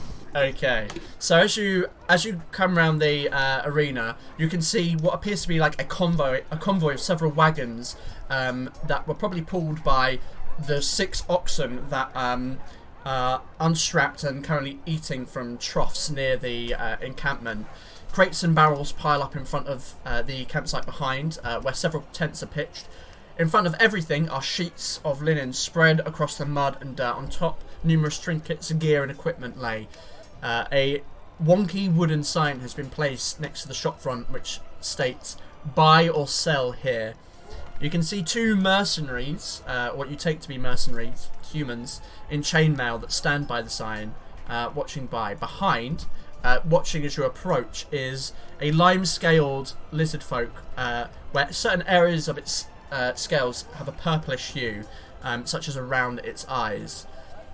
And it's wearing a set of fairly simple leather armour and a cloak. Come to check my wares. Yeah, of course. I see you have quite the spread. Yes, I do. Perhaps I'm just here to browse for the moment, but we'll see how things develop. No browsing, only purchases. Well, I need to look before I buy. I didn't mean to upset you. I have a little look. Is there anything that jumps out at me as interesting? I want to roll me 5 D100s. Hey, sure, sir. 97. 97. Five. Okay. 5. 19. All right. 5 again. Yeah, re-roll the 5. 63. And a 34. There you go. Okay. So, first of all, with a 97, you see, like, on one of the sheets, upturned, appears to be this bronze coloured mechanical crab that is on its back. Its legs are upturned. It just seems to be there. As you look around, you see also we've got a 5. You see a small brass ring on the sheet. What appears to be just a simple pipe. And an alabaster mask kind of hanging from the stool above where the sign is. And then finally, you're not quite sure what this is. It's like a small rectangular metal device. You can see 2 tiny little metal cups on one end. Yeah, you're not really sure exactly what it is. But as you kind of look back around, you can see that the crab is now like moved onto its side. It was not like that before. I look back at it. I look away and look back. As you look back again, it's now rolled over onto its front. Ah, yes, a very curious trinket indeed. What is it? I call it the mechanical crab that moves when you do not look at it. That is an interesting idea. Is it when nobody is looking at it at all? Yes. So what if somebody was looking at it from a window very far away and it didn't know? Are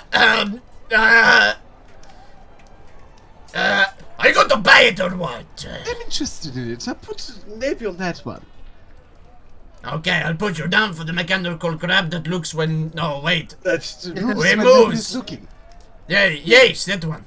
Yes. That one. What about this, I'll gesture upwards to that mask. What about this mask? What is this? Well, it hides your face. Oh, Does it do anything else? It just hides your face? It's just for style. Well, it also can be moved onto your head. Okay. And looking at it, does it have like a specific style? Does it look just like a No, it blank looks expression?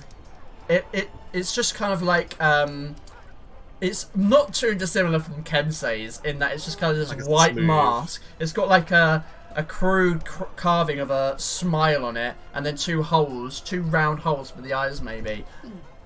It looks pretty weird. It looks like you know the kind of masks you get in Year 7 drama Yeah. for mask work. I do know. Okay. Interesting. Yes. Interesting. This little doohickey, this little... I'll pick up that small rectangular device. I have no idea what this is. What does this do? It is a very special thing. So special, in fact, that even I don't know what it does. Well, that only makes it all the more interesting. It does. Huh. And it also means that it is more expensive. Of course, Yes. of course. Yes. Of course, yes. Eh. That goes without saying. Interesting. This ring here, does it have any special qualities, or is it for style? Well, I've had that for 5 months, and it is not tarnished once. So it's like perfectly shiny all the time. Yes, apparently. Have you worn it Want much? it? No. Have you used it much at all? No. Interesting, interesting. So it's in good condition then? It is. Yes. Perfect. Mint condition. More expensive, eh? Aye, of course, yes. And the last thing that caught my eye, sorry for all the questions, this pipe. It's very nice. Yes. It is. Blow on it. Right now? No, wait. 5 copper and you can blow on it. Hello? 5 copper for a surprise, perhaps. Yes. 5 copper, blow on it as a test, yeah? I give him the 5 copper. Of course, yes. I said 10. That's 5. I blow on the pipe. As you blow on it, you see like a bubble come from the end, and it just kind of wafts up. Does so for about 20 seconds, and then pops. Ooh. It's a bubble blower. Yes, it's very, very special. I had one of these when I was a little boy. Ah, so it is personal to you. So you pay more for it, right? I mean, I guess so, yes. I must say, that crab is... It is taking my interest. I do like it. I look back here again, see if it's moved. It has kind of shuffled onto its front now. It's two of its legs like up in the air. How much for the crab? Oh, good question. It is 15 gold pieces. Okay, that's not too bad. I quite like that. Let's see if we can figure out a deal here for a couple of these items. Does that sound like something you could be interested in? Maybe yes. I quite like What the do you look have in mind? of the crab, the mask, and the small device that you don't know what it is. I see. What would be a good starting price for you, sir? 50 gold? I don't suppose you could go as low as 35. Roll me a persuasion check. I'll try my best. Persuasion, you say? I did. Oh, I'm quite good at that. 16. 16. No, 35 is pretty low. 40? What's it? I think you've got yourself a deal there, sir. Or madam. Really? Yes, thank you. Yes, I'm quite delighted with this, actually. Thank you very much. Not you, madam. Sorry? Madam? Did you call me Oh, madam? no, I just don't like to presume. I said sir or madam, or, You can call me Jarist. Jarist. Jarist! Jarist. It's been a delight, Yes. Jarist. Money, please. Of course, here. I hand the 40 gold over. He takes it and counts it meticulously and licks each one with his lizard tongue. Yes. And counts it through, I wouldn't lick eyeing you those. suspiciously with each one. I've been some questionable places.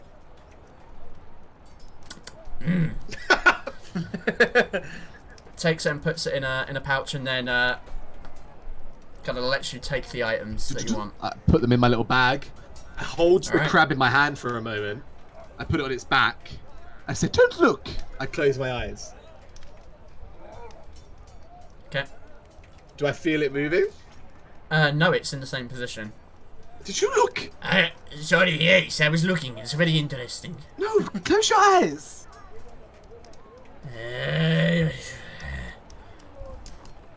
I close my eyes again. Okay. Yeah, you feel something move. I look. It's moved, yeah. It's kind of moved. That's delightful. Father's going to love it. Yes, I'm sure. I sh- Well, Yes, deal's a deal. No take-backs. Oh, it's fine. Jarist, do you travel with your convoy here often? Yes. Well, we're after the tournament and everything is over, we're going to be heading in the way of Dayford. So if you find yourself in those parts, I'll happily buy more trinkets from you. No, not going to David anytime soon. Why not? I'm too hurt. They hate us now. Why? I know something to do with skirmishes. Oh, that's not good. Yes. Well, if we ever see you on the road again, Jarist, I'd be happy to buy more trinkets. You've been delightful. Yes, I like your gold. See you later. Zuko. Huh? Zuko, that's my name. Oh. Sorry, I was looking for whoever the fuck asked. Oh my. You are rude. I was being nothing but nice to you, you little cretin. I see they don't have a sense of humor where you're from, then, eh? I don't appreciate your tone, Jarist. I gave you a good deal. You did on give these. You did give me a Yes. good deal. Yes, now, if you want anything else, you can buy it. Otherwise, I got other things to do. All yeah? right then. Goodbye. I just walk away. Yeah. He just grunts under his breath and continues to How rude. bring out more items and put them on the table. What a rude little man. I'll head back to the camp. Okay. Insert Alright. of the party. Okay. And So, yeah, you head back to the church. in a moment when we're all sitting together, if there is a moment like that over the course of the days, Gaiak might not be there. that's fine. I would mention to the party who were arguing over the book or discussing the book, whatever it was. That book, is it something that we need to worry about? Is it dangerous? Well, while it's in the bag of holding, it can't do much. But do you think it is safe in the bag of holding? Well, it's been in there for about a month, maybe a month and a bit, and it hasn't done anything. Okay. Only causes problem when it's out. Well, going forward, it's just something that I thought of on my time wandering around. If there is anything that we believe we need to wash our hands off or put somewhere safer, we could always give it to Father to look after. Nobody's getting it from him. Would we be getting it back? We would have to ask him, I suppose. If we're giving it to him, then no. But if we're just saying, like, after this, please. It's dangerous. He might just hold on to it. I prefer to keep it in a bag of holding for now. That way everyone knows where it is. Agree. Yes, that is part of the problem. Alistair, we have some very sneaky people in the group. Yes, and I trust them. Good. And, Okay. Okay. Good. That's good enough for me. I mean, I'm new here. I'm still figuring things out. But if we ever find anything that is super dangerous and shouldn't be in anyone's hands, then we have a backup. Noted. Good. Is there anything else that we have that would fit that description? Alistrine when she's angry. I don't think that Father wants Alistrine. I don't think so. Why not? I'm a delight. He's not really into, like, people aren't belongings, you know. That's always been a rule for him.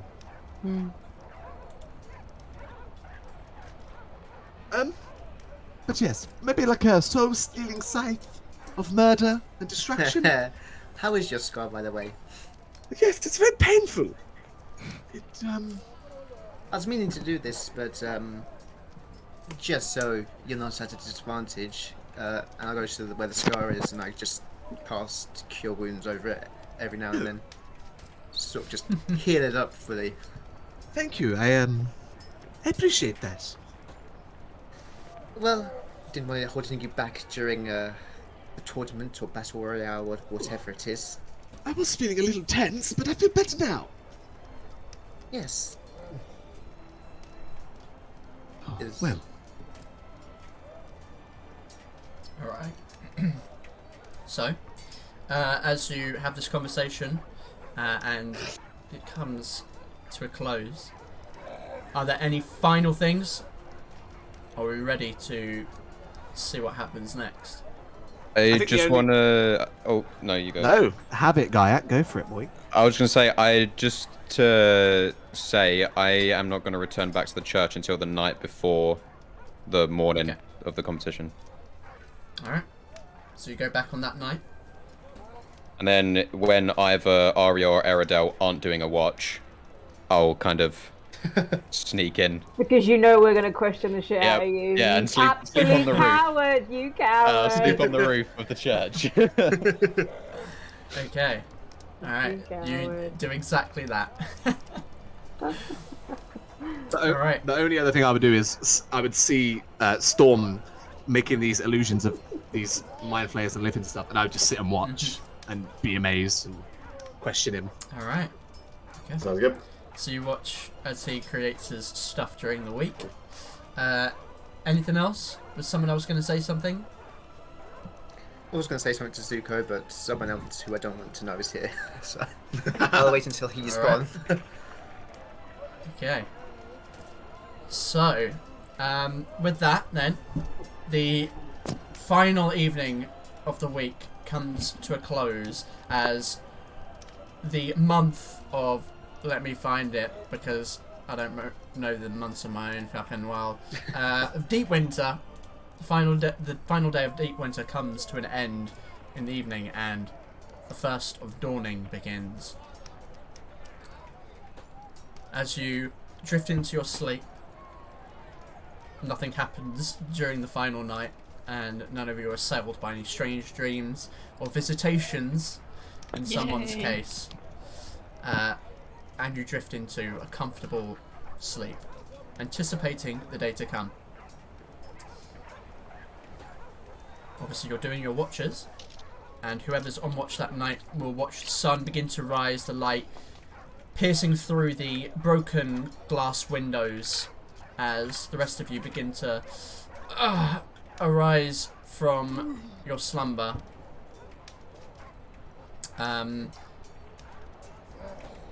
And I think as you awake, we'll take our break there. What the fuck? What? Is it the family sword? I was Sorry, making it more guys. D&D appropriate. Just going Just to get put a my sword up. fucking claymore. That's dope. That is It's the last sick. sword. That's cool. Well. Sorry, I didn't realise we were back. I thought I'd just slip that in. I clicked it just as I noticed the sword go up. It was going to be a Well. fun Easter egg for the viewers. See you notice. So, the sword Bro, fucking watch threw me every off. stream now to see. So before the break, you guys had the run of the downtime before the competition started, and where we restart again, the morning has come as you rouse from your slumber. Those of you that were not on watch at this time, gathering your belongings. Today is the day of the competition. What I'll say is, you've been here for enough time. You probably know that the competition is set to begin late morning, closer to midday. So you've got a little bit of time to gather yourselves, talk anything else you want to talk about as a group before the competition, and then able to make your way there. So, what do you wish to do? Did Storm want to take Kinsey's cloak? Oh yeah. I would have given that to him before. Okay, yeah, that was already done then. Yeah, cool. Yeah, I think you already. I thought that already happened. To be honest, I thought you already discussed that. I'm gonna say to the group some things that some people might not like. I am going to ask if we can split the money if we win. What? What do you mean? Well, it's just that if some of us have some things that we want to buy that the rest of the group don't agree with or want to be a part of, then I think it's probably best that we have our own pool of money. What are you planning to buy? Nothing, but just in the past, We- when we've made decisions as a group, We I could split a portion of it and have a portion for the. yes, 50-50? Wasn't the money supposed to be to pay Cecilia? Cecilia. Yeah, those we owe her some money, and this was going to be the money we give her. She wanted quite a lot. Yes, What? I thought was the whole reason we were doing this. I forgot that was even a thing, to be honest. Me too. What? How much do we owe her? A lot. She wants a lot of money. What's the specific amount? Does anybody know? I can't remember. I don't think she offered a specific amount. It's just a lot of money. Oh, surely it can't be more than 20,000 gold. She's a queen Quite a lot more. Why did she want it? because we're taking a risk. Well, she's taking a risk. With her nation.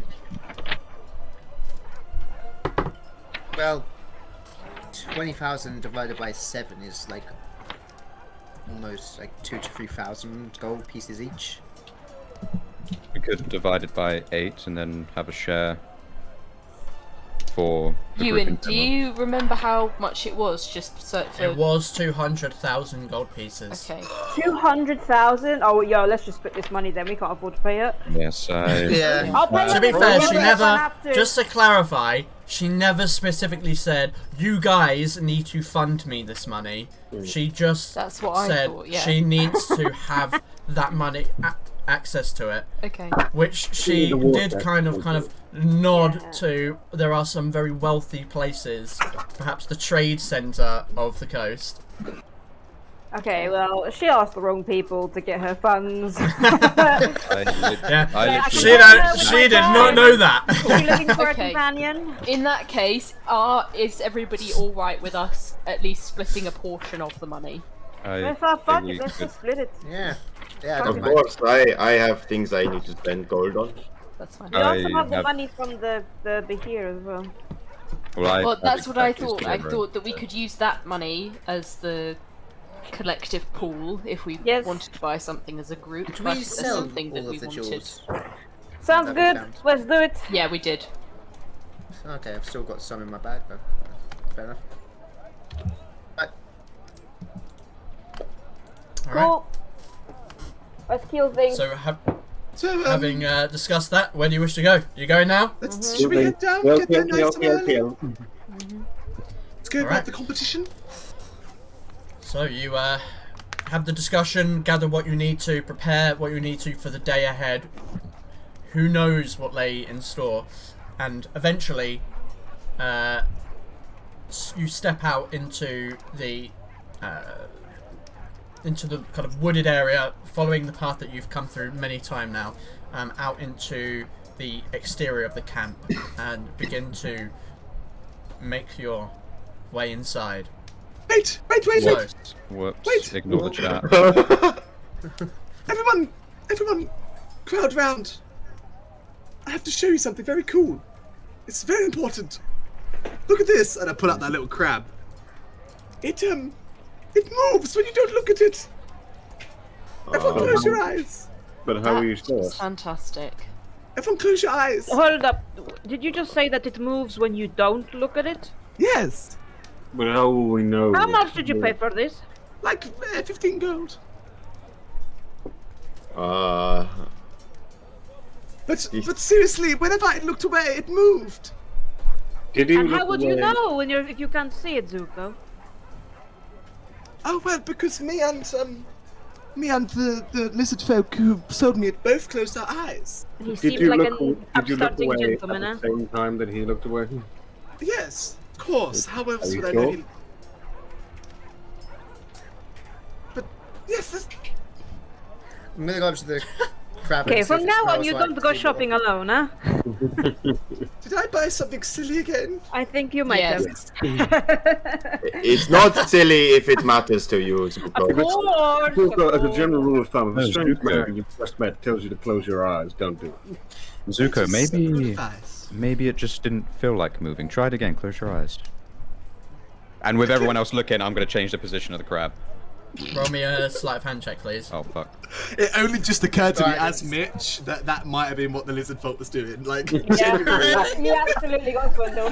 not just as I thought you were just playing it up. no, seriously. I was like, wait, I'm gonna show the group this item, and then I thought, hang on a second.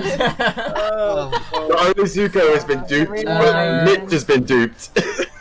We've now learned Mitch can't. This go is shopping on his peak own. D&D. We are our characters. You got me. So you do feel it move in your hand, and as you open your eyes, you do see Gaiak step back. Like you see, like the end of him having just moved. Didn't close your eyes. I looked away. But it did move. See, maybe it just sometimes it doesn't feel like moving. Well, it is a cute little guy anyway. Put it away. I also got this, and I pull out the mask. I put it on. I look like you. Alright, yeah. From now on you must be accompanied by someone if you're going to go shopping. At least he knew that was a frivolity. It's fine.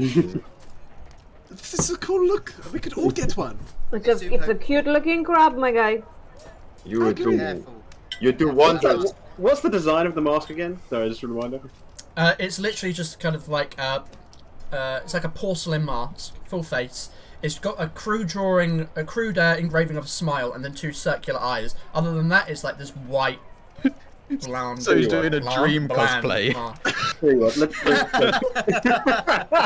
This is my tell you what, Minecraft let's speedrun. see if I can fix that. And I'll take out the as part of my Fera de Morte mask that Aria had made for me, the bird bit that clips on, and I'll just see if I can clip it onto his mask. I mean, you can, I guess. There you go. More unique. I made that for you. It's I've got it all fantastic. the time.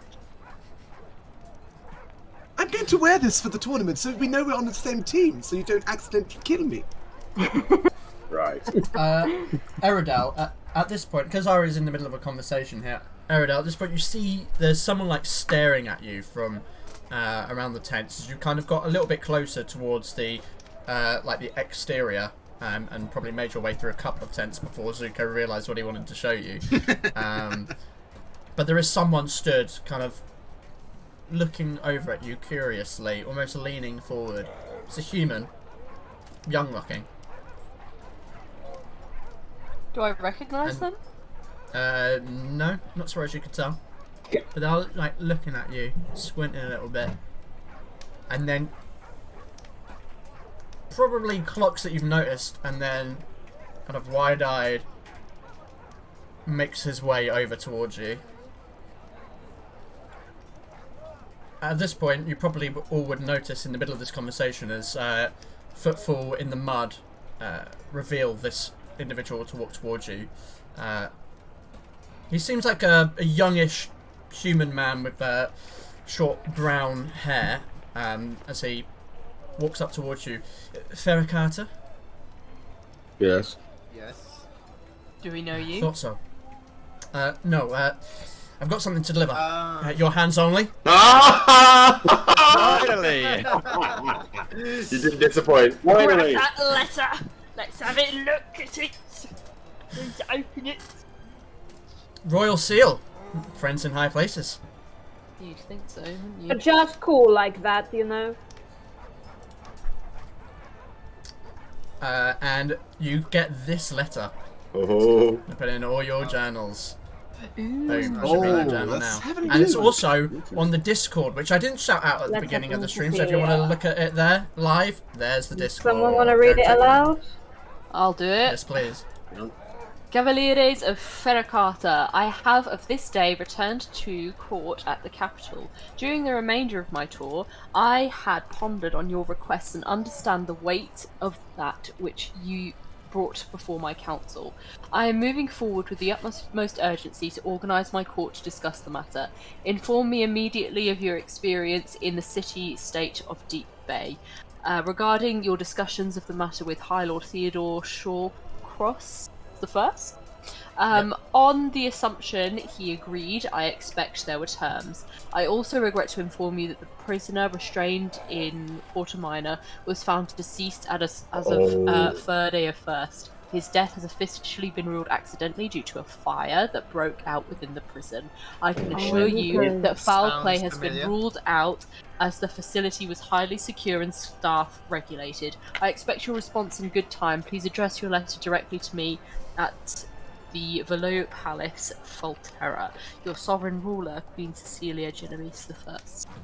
Can I say that's a fantastic looking letter, you and Yeah, it's Thank amazing. you very much. You have to tell me that's- how you got it to look like that, actually, because I have something planned for my. Tea bags. I will. Use It was Photoshop. Tea The bags. fucking seal was difficult to put on there, I'll tell you that. Yeah, I bet. This does not bode well that he died. Died in a fire. Be interested to know if they found the body. So we can all agree that was not an accident, right? Yeah, Of course. Yes. Mm. These I've forgotten the name now. These The mess- institute. Does the messenger boy kind of hang around, or is he? He will. I mean, as you're kind of looking at the letter initially, before you've kind of read it between you, he'll say, "Is that all?" Yes, that'll be all, thank you.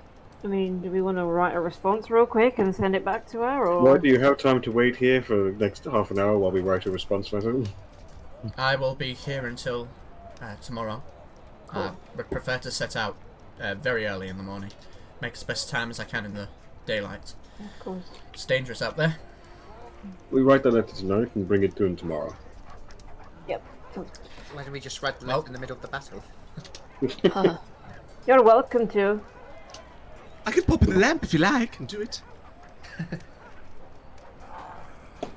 There is also other methods of sending a more direct and If responsive. it involves Magic Storm, we're going to have to stop you right there because we know the Queen doesn't approve of it. Yeah, she doesn't. And also, it's 25 words. I hope you don't mind, but I'm going to take my leave. I'll be Please. at the piss shelter that they call a tavern here. And he walks off in the direction where you know that the Gordron Grog is. Wow. Do you think it was the institution that killed him? She has decided to Oh, take yeah. it seriously, huh? 100%.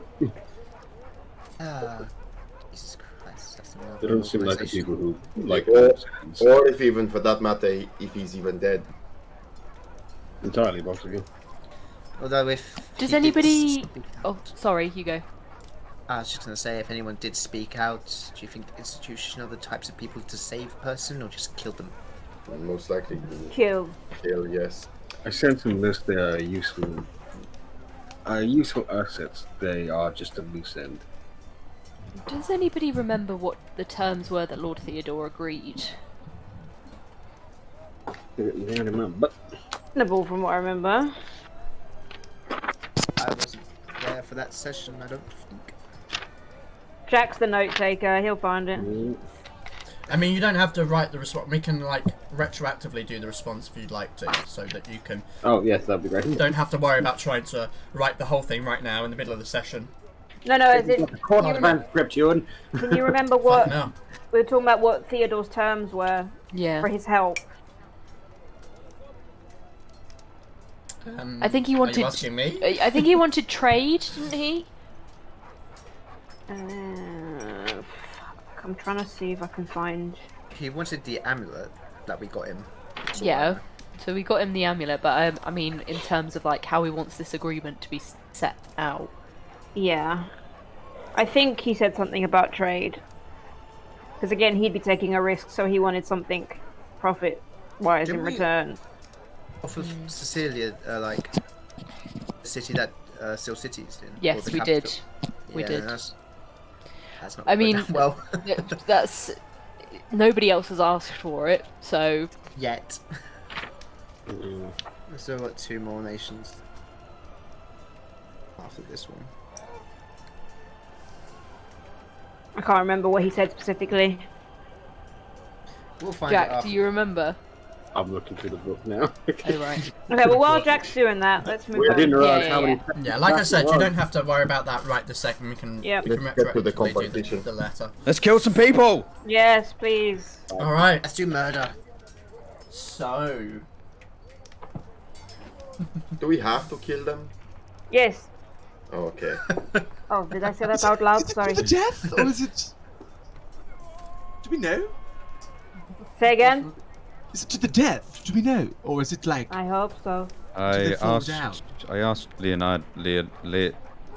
bard, Leotard, yeah. and he said it Leotard? was to the death. Yes, Leotard the bard. Was to the death. Oh, It is to okay. the death. Oh. which It's, I don't know how I feel about it, but I It's guess more we'll see. exciting if there's the threat of death involved.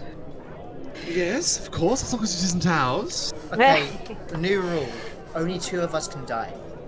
That's it. Oh shit, well we've already had one. Fuck. Is this a Wow. cumulative thing or?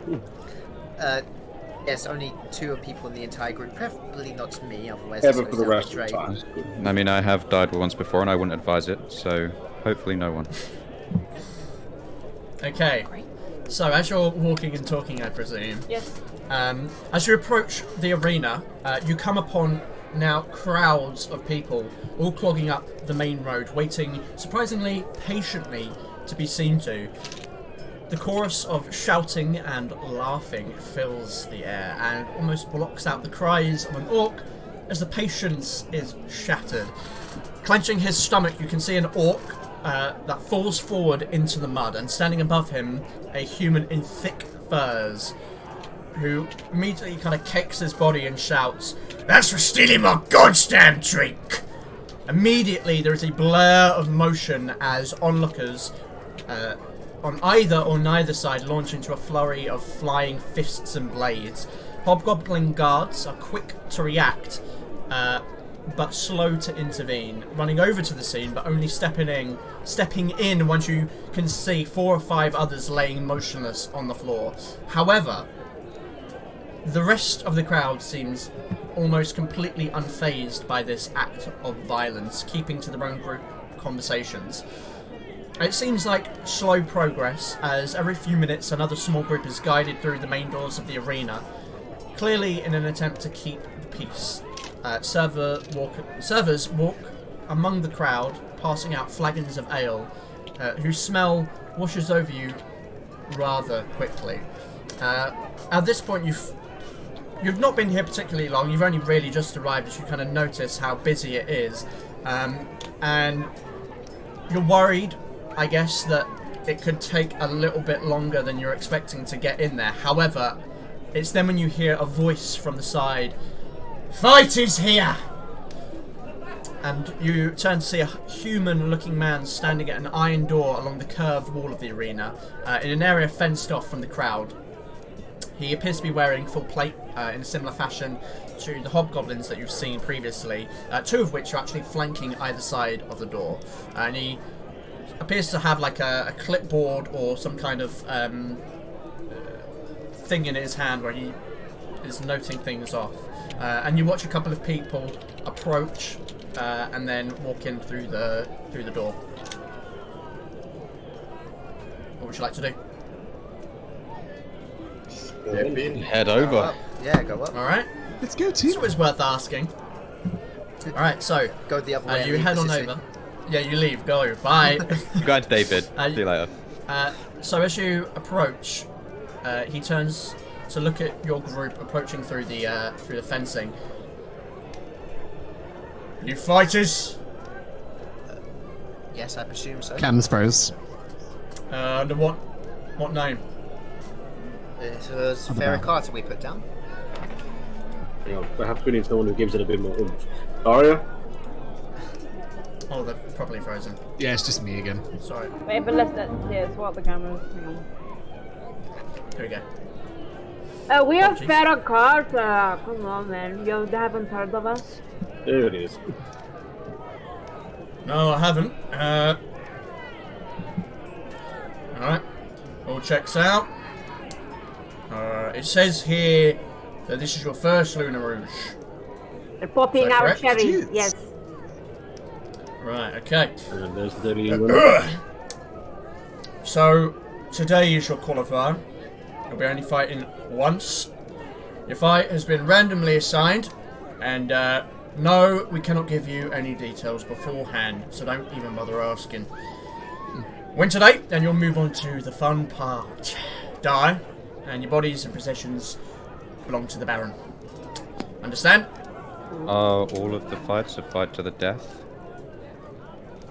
They are indeed. Okay, As long as your opponent is alive, the fight is not over. Even if they beg for mercy, the fight is not over. Understand? So they just give up. Understood. Then you cut them down.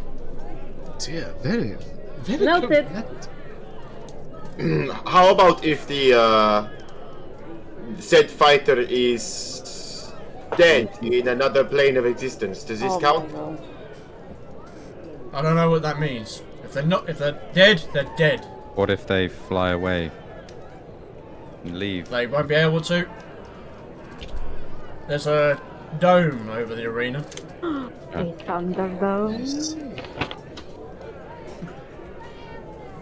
Alright, kill people in Right. front of us. Let's go. Let's go. Right, step inside and follow the stairs up. Follow the hall to booth C. From there, you can watch the games. You'll be with 5 other groups, so play nicely. But don't take kindly to competitors injuring each other outside of the arena. You'll then be called down to fight. 2 fights before your own. That is the only time you're to leave your booth. Understand? Do not go snooping around. This is not a fucking museum. If you're found outside your booth during the match, you will be executed. If you intervene with another fight, you will be executed. If you do anything to interfere with the proceedings of the tournament, you will be tortured and, you guessed it, executed. Kind of. Do you understand these rulings? At least the bloody Baron keeps things simple. Good. Good. Did you just call him Right. Bloody Baron? Bloody Baron, sorry, no, the Butcher Rabbit. I'm thinking of the guy from Bloody Witcher. Baron. Yeah. Witcher. I'm thinking of the guy from Witcher, yeah. You are. You are. Right then. Understand? Yeah? Mm-hmm. Understood. Let's, Alright. Good. Oh, I should probably. In which case then, everything seems to be in order. So, Bootsy, don't forget it. See, we go. And you can step past him if you so wish. Yeah, let's go to booth C. Yeah, let's go. What if I want to pick him up and put him to one side? Did and then... you guys catch what he was talking? What he said about if you die, that your belongings go to the Baron? What other stuff No, might the the Baron have already? You know. Oh, that's very. That's worth Yeah, taking you know note where of. there was a Baron. Did you also catch the part about if we even leave our booths, we'll get executed? Yes, why What's your point? That seems would very you risk Such a silly thing. We're going to get 20,000 gold. Yes, I don't think that at this point in time it's worth the risk. If that's what you're To thinking. do Ari. it. Yes, but after we win, we get to meet the Baron, don't we? The Burnt Butcher. See the The Baron? Burnt Butcher's maybe part of the Burnt Butcher tournament. is I don't taking think he's the part. Baron. He is the Yeah. one I thought he was just funding funding it, yeah. Yeah. it, yes. Yeah, it's different to the Baron then. Yeah, so let's wait until after we win to go snooping around in places that will probably get us executed. Of course. Fine. You guys are not fun. Honestly, I'd rather get to David as quickly as possible after this. You want to get out of here? I don't think there's much left for us here anyway after this, is there? So. No. So are you heading up to the area you were told to? Yep. Yeah. Yes. All right. So as you head through the door, you immediately see there's a door in front of you and then a staircase that kind of goes up in like a block fashion up several floors. It seems to go up to about 4. As you go up the first floor, you see like a number of booths named or like numbered on the door that indicate what would be on that floor.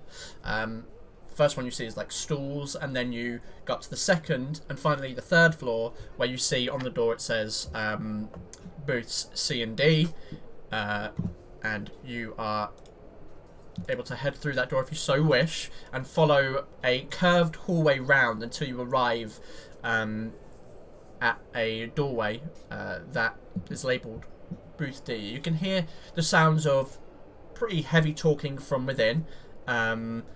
You're pretty sure there's a fair number of other individuals on the other side of this door, and the whole place, now that you're in here, smells very smoky.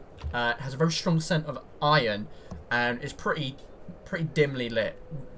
Infrequent torches on the walls, shedding simple lighting into this interior. But otherwise, it seems like a stable structure. But the door is there. Do you wish to head inside? Yeah, let's go. Yeah, let's go. Right. As you open the door, you can see now inside the other people within this fairly sizable room.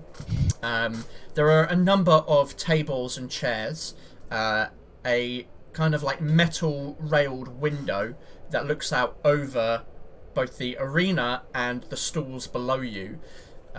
There are a number of other groups in here already. You can see a group of what appear to be a group of orc, and then some that seem to be a mix of human and dwarves that are kind of mingling in one corner near a bar on the back wall. And behind that is a human that seems to be serving drinks out. Other than that, it's pretty basically furnished, but you can see down into the actual pit itself if you want to take a look down there. Yes, please. Oh Yeah. yeah. All right. That's the first thing I'm going to be doing, running in Yeah. and trying to see that. So as you enter and walk through, they obviously turn and look at you, and the talking simmers down a little bit, and they seem to be talking under their breath, looking at you guys. But you walk to the edge of the room, opposite the door, to the railing. As you look down, you can see crowds of people beginning to form and head into seating on the store. It's very, very basic. It's literally just like wooden benches that encircle a sand pit in the center. On top of various platforms, there are ballista that are looking down at the arena. The first thing you notice is a wooden fence that goes around where the stalls meet the drop down to the pit. And secondly is a large dome of iron bars that reach up out of the top of the arena above. It looks to be like a 30 or 40 foot height from the bottom of the pit to the top. In the actual pit itself, it's filled with sand, as well as numerous bits of obstacles within. It looks like it could be maybe 40 foot across, maybe a little bit more than that, but it is a circular space with a small tower in the middle. Not in the middle, sorry, on one side, but in the middle are the cracked remains of what appear to be some kind of stone circle with 8 pillars around the outside flanking it, which have been broken. One of them crumbled completely, but it does look familiar to the druid circle you saw at the 6th house. I'm guessing Finally, that's you what- see 2 gates on opposite sides of the arena, which you presume contestants come out from.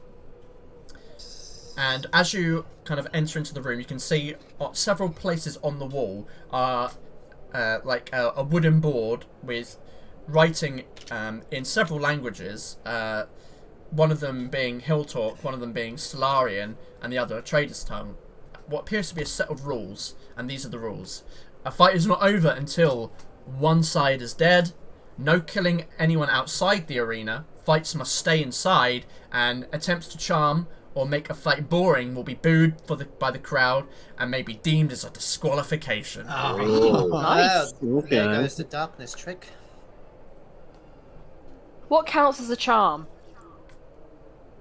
I mean, I'd say from this point you probably would presume like anything that... basically, if you think you're making the fight boring, so if you make everyone be friends and go, oh, we want to end this fight, like... Obviously, they're gonna like, you're just easily cutting them right. down. But if you charm someone to turn on their friend, that might be interesting. Okay. That would be something interesting for a crowd to see. Okay. So use your judgment on that, I would say. If we get Because I certainly will. If we get disqualified, does that mean we get executed, or does it just mean they chuck us out on our bottoms? I mean, gathering by the conversation we just had, I'm pretty sure it ends in execution. Oh dear, that's I not. think most things here in an execution from the sounds of things. It's not ideal. I'd rather not get disqualified then. So we either win or we die. That seems to be what we've gotten ourselves into. Yes. Well, May Happens in I, the Game of Thrones. may I just remind everyone that we're also here to look at the circle? Yes. Yeah, and just Gaia's gonna just mention staring that. at it at this point in time. I'm just. well, then we best not die until we get a chance to look at it. Have you any idea what we're trying to look for? The stones in the middle of the pit, I'm pretty sure. Can we spot anything from here? I mean, it's a lot similar to the other one. One of the pillars is crumbled. I'm presuming We have that's to try and. the 8th. Can I have a look around and see if people are listening to our conversation? Roll a perception check. Yeah. We're not screaming this, by the way. We're No. I hush- just hushed wanted to know if whispers. people are like, you know, Keeping our listening voices in. low. Perception. Where is? There it is. 16. Okay. You turn around and immediately can see people watching you and like listening in. Yeah, they're definitely listening in to you. They're not really hiding it either. We've got. I'm gonna give him like a little bit of like a dirty look, like almost like not saying it outright, but like almost like, what are you looking at? And you get a response in the form of like a squint back at you, almost wordlessly saying, "You." This competition takes place over a 10-day, right? It does. Okay.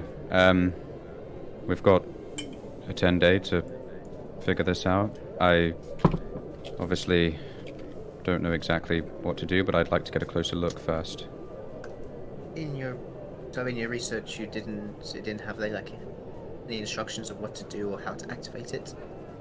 Funnily enough, no, Thrisk didn't give me an instruction manual. I think Fair enough. whatever you need to do will show itself to you once we're in there. I think. We should always just whack it, you know? Yes. It looks Perhaps like it's we been need- waxed multiple times already. Perhaps we Don't need to like pick it that so pillar up and repair it. Yeah. And that's going to be easy to do in the middle of a fight, isn't it? That might be deemed boring. We might die just for trying. We might have to wait until the end or sneak in here at night. I'd rather wait. As until you're the saying this, you hear a and one of the orc has already walked over to your group and is just looking at Zuko. You're the competition. No, I'm Zuko. Boys. The competition is the No. Lunar Rouge Royale. You oath. What'd you say you were? Zuko. No, you're dead. I'm perfectly alive, I might add. Oh, for now. For now. Oh yes, that is the terms of life. Yes, we will die eventually, my friend. Some sooner than others, it seems, eh, boys? Yes, that goes without saying. Generally, we all die at different times. Listen here, smart ass. I don't like your attitude. First time somebody's called me smart. You must be rather. Zuko's that guy. You just can't insult him. He kind of looks at you and gets close to your face. I really hope that we're put together. I wish I had some deep bass scent. Hang on, Zuko, I think you have He puts his hand up to almost go to hit you, and then he sees Hobgoblin in the corner. Does he see hears you say that, looks to the Hobgoblin, who's watching him. Is the Hobgoblin wearing a mask with a circle over it? It's how it feels right now. Thank you for dating this episode. I would. I'd suggest you go and get another drink.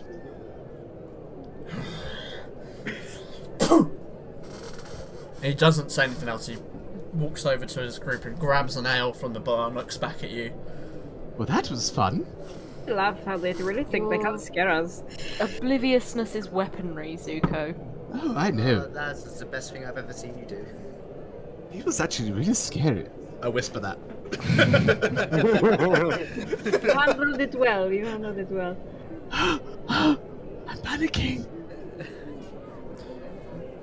So, as you wait in this room for the rest of the crowd that you can see beginning to pile into the stalls below, a couple more groups come in to the room that you are currently in. However, looking over them, the remaining contestants that enter seem fairly misplaced in a tournament like this. Looking them up and down, they're probably not going to make it very far. And before we begin the competition, is there anything you wish to do before the games officially start? As we head into any fight, I would use my armor of shadows just to give myself mage armor. Okay. I'll come to that when you need to. You'll be able to have an opportunity for that. Cool.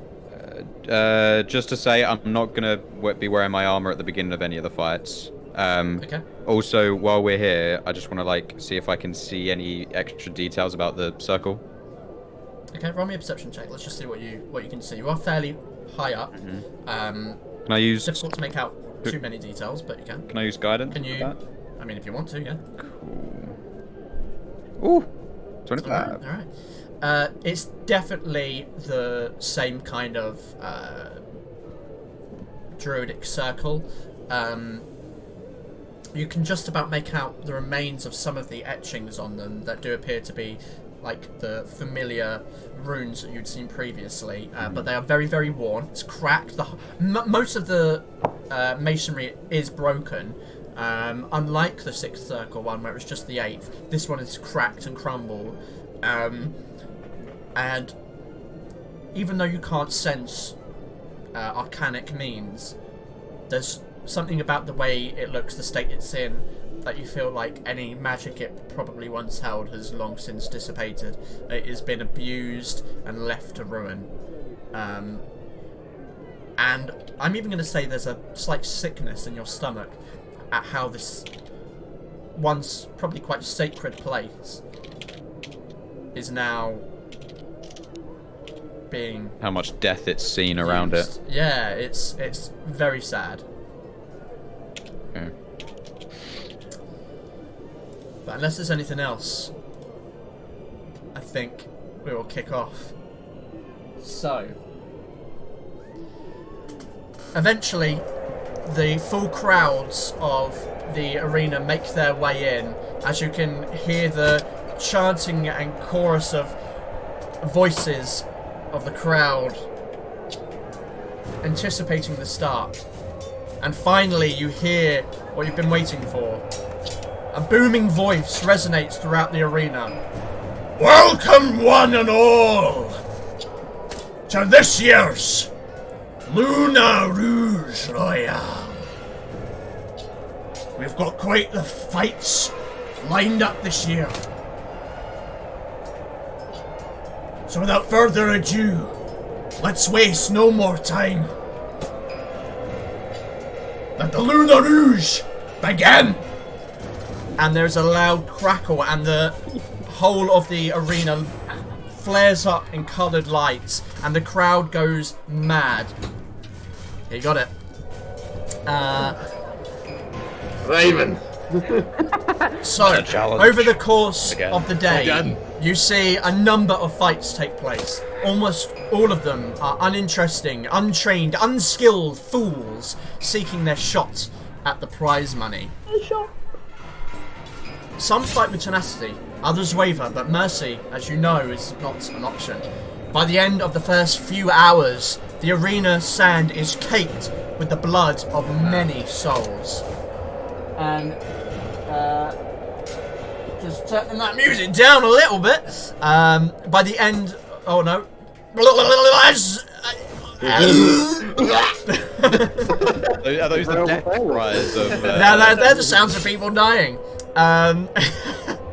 It's the many souls who have lost their blood in this arena. Every so often a recess is taken to replace it, and it's a theme you watch play out over and over and over. It is a bloody affair. With each death, the crowd cheers and shouts. Though many will not make it through this competition, that is clear to see. Some stand out to you. First, a quintet of fighters brandishing long spears impale their victims with ease, speed, and efficiency. Aeria, your keen eye spots the familiar rider symbol imprinted on the backs of their hide armor. A group of strong-looking fighters tear through an entire team of Verlamese warriors with ferocity. Their ashen grey skin with black tribal markings stands them out against the others. And by far the most fascinating, another team not unlike your own, using martial and magical prowess to easily overwhelm their foes. Their fight lasts mere moments, but enough for you to catch a glimpse of them.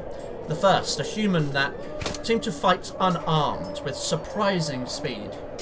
A wood elf that appeared to be whispering prayers, cursing her opponents. An orc that swept through the wave in a frenzy of shouting and swinging. And a creature that only some of you may recognise as a furbolg that slung spells from the tip of a twisting wooden wand. Ooh. Nice. And finally, a human that actually none of you, except probably Aeria and Eridel, noticed. Apart from the end, where they seem to be wiping bloody daggers across their cloak. During the course of the day, those in the booth with you do go down, and the few that came in after you do not return. And finally, soon after, you're approached by an ugly-looking goblin. You're up next after this fight. Come with me. And he turns to shuffle and guide you downstairs, if you wish to follow. Yeah, don't want to be executed. Let's go then. Alright, yeah, When that's the music fair. plays. Alright. He guides you from your box and eventually leading you down to the bottom set of stairs. From there you are guided into a darkened room. The large doors that lead to the arena closed. You have a little time to prepare before the fight begins. What would you like to do? Mage armor. Oh, that's a good idea, actually. Both swords. Two teams. I was Shield of ready to Faith. go, I guess. If I did something that lasts a minute, it probably wouldn't I be mean, you worth could do it. it just before you head in. Just before I walk. Yeah. Yeah. Okay. 1 second. I'm gonna cast Armor of Agathis on myself. Nice. I'd like to, as I walk out, strike my blade to blade sting. If that's what. Okay. Yeah, you can do that. We'll say that regardless of what happens on the interior, anything you prepare now, you can keep and say it began when the fight begins. Shield of Faith. Can I rage for the first time ever? Oh! You Ooh, can, that's if you want. Shit! But, firstly, Shield of Faith, and what else was that, Alistair? It'll be a 4th level aid on Aria. Is that concentration? No, It's aid not, isn't. right? Aid is not concentration. It would be Okay. Storm, Aria, and myself. Okay. As the battle starts, I'd just like to cast guidance on myself real quick as well, just in case. Alright, so as you gather yourselves to prepare, you hear the sounds of the fighting in the arena go quiet as the crowd cheers. Clearly, a victor has just been awarded, and soon thereafter the gates begin to lift up, and you see the arena ahead of you. And I suppose we should go to it. Yeah! For the Thunderdome! Alright. Thunderdome! Alright, so here we go. Oh, it's a nice map. So you're coming out from the southernmost point down here. This is the gates to the arena. The crowds around you, probably about 10 foot off the ground, the pit is 10 foot below the stalls. As you come out into the arena, and as you come out, the announcer shouts out, On the south gate, Fera Carta. as you come out and are able to make your way to any position you'd like to within the arena. Oh. Any position? Anywhere. Anywhere you want. I mean, the other gate's gonna open soon. I am gonna People with hide. long range Yep. should go up I high. am hiding. Sorry, that is the tower, right? That's like a little raised platform. Is that right? With the little ladders there? I think the spellcaster should go up there. Yeah, that's a small tower. So that actually is 10 foot high. Comes to about the point where I will say 15 foot high. So it's just slightly raised above the. And these are columns, aren't they? Yeah, they're like columns that come up to, we'll say, about 7 foot high. Okay, I'm gonna hide one of those. Rogues hide. Spellcasters and long range people perhaps get up high and get ready to shoot. Yeah, I would recommend I might spellcasters get up there. angry, so I'm going to stay down here. Take yourself, you can stay with me if you wish. I am going to fight them face to face. Code word, ape mode if you're nearly dead, okay? We just Egg use mode. psychic whispers. Storm with As you're speaking, you hear, And from the north gate, Verdun, the beast tamer. and the doors begin to open, and as soon as they do, you hear this loud shouting, a roar as flying out, you see a manticore fly and land on the rock. But that is not all. You hear a second beating of wings as Oh Lord! a second manticore lands on the bags, knocking some of them off. And finally, a third flies out and lands in the middle, looking at you with its human teeth and human face and needle-like teeth. It stares at you. And finally, you see a humanoid man run out with a very long bladed whip into the sky,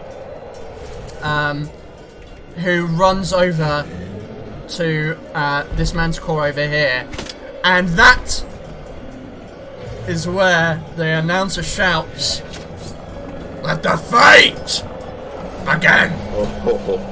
Is this a thing with and I need everyone to roll initiative. So, did you say his name was Brecken the Tamer? This isn't Grecken, right? Oh, Oh, hold on. All the initiative. I need to wait. My token and finish. Yeah, redo initiative. We're redoing initiative. You didn't say this was Grecken, did you? This wasn't Grecken. No, this is Verdun the Beast Verdun. Tamer. Wait, are you allowing us to re-roll? Yes, I am, because I didn't see your rolls, so... It's too exciting. Better. Oh, you better bet I'm using bone dice for this. Oh no, not the bone dice. Natural 19 there. Hey, where's my pen keep going? I got a nat 20 on my initiative, boys. Nice. Could be me. Sorry. Okay, oh my god, this is scary. Ooh, scary! From Vanguard. What was this guy's name again? Sorry, Virgin. Virgin. The Beast Tamer. Touch for the very first Virgin time. the Beast Tamer. You gotta be burdened Okay. with too.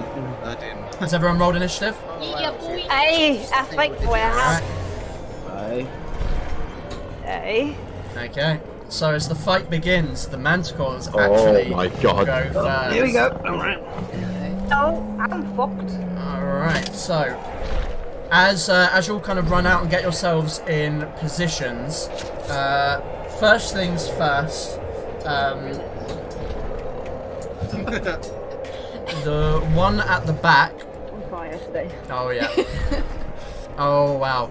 Yep, so the one at the back over here, as it's on these beanbags, it flicks its tail up and launches these needle-like thorns into the sky that turn black as they fly down in a 15-foot area over here. I need...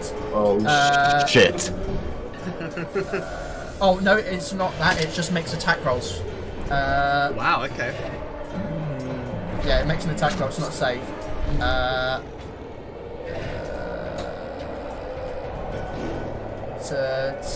That attack. Okay. Ooh, this is a meaty one. Okay, so, oh my god. Aria, a natural 20. It's not. How much is what's the range on that? 60 foot? I think it's 30. Am I in 30 feet? Yep, exactly 30. Okay, you're exactly 30 feet. Okay, so it's not a natural 20. It does automatically hit though. How do you dodge? Oh wow, I mean, does a 27 to hit? Does a 27 hit? No, it doesn't actually. Yeah. So that is... Oh, you're pretty lucky there. That is 10 piercing damage. Down to 5.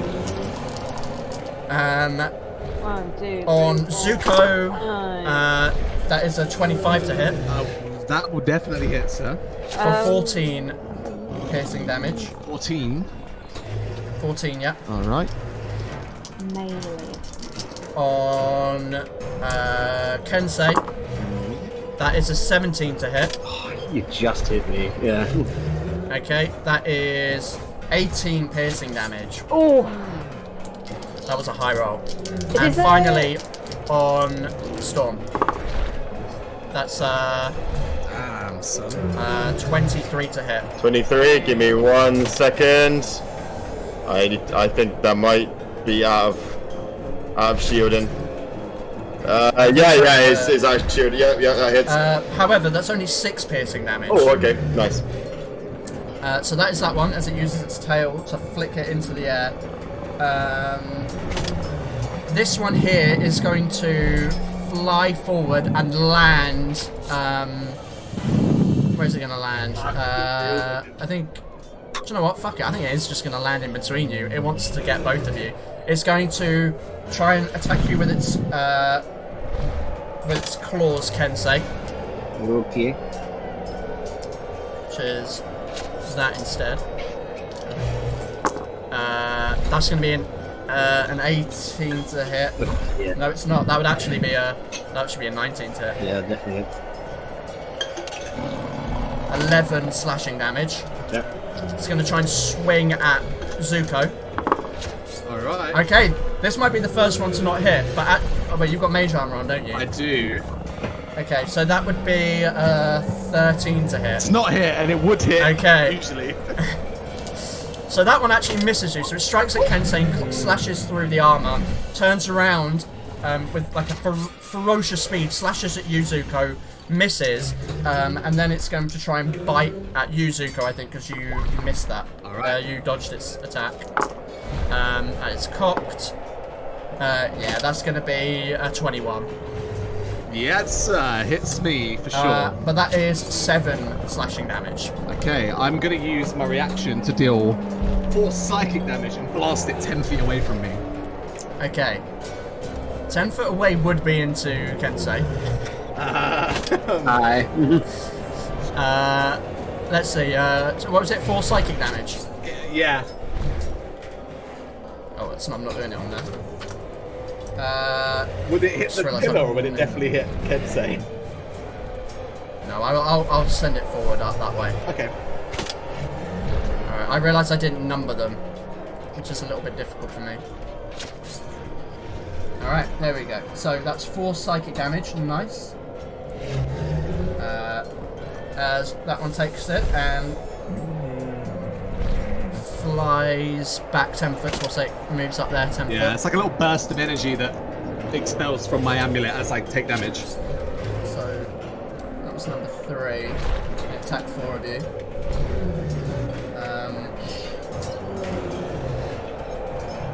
So that would be on that. Okay.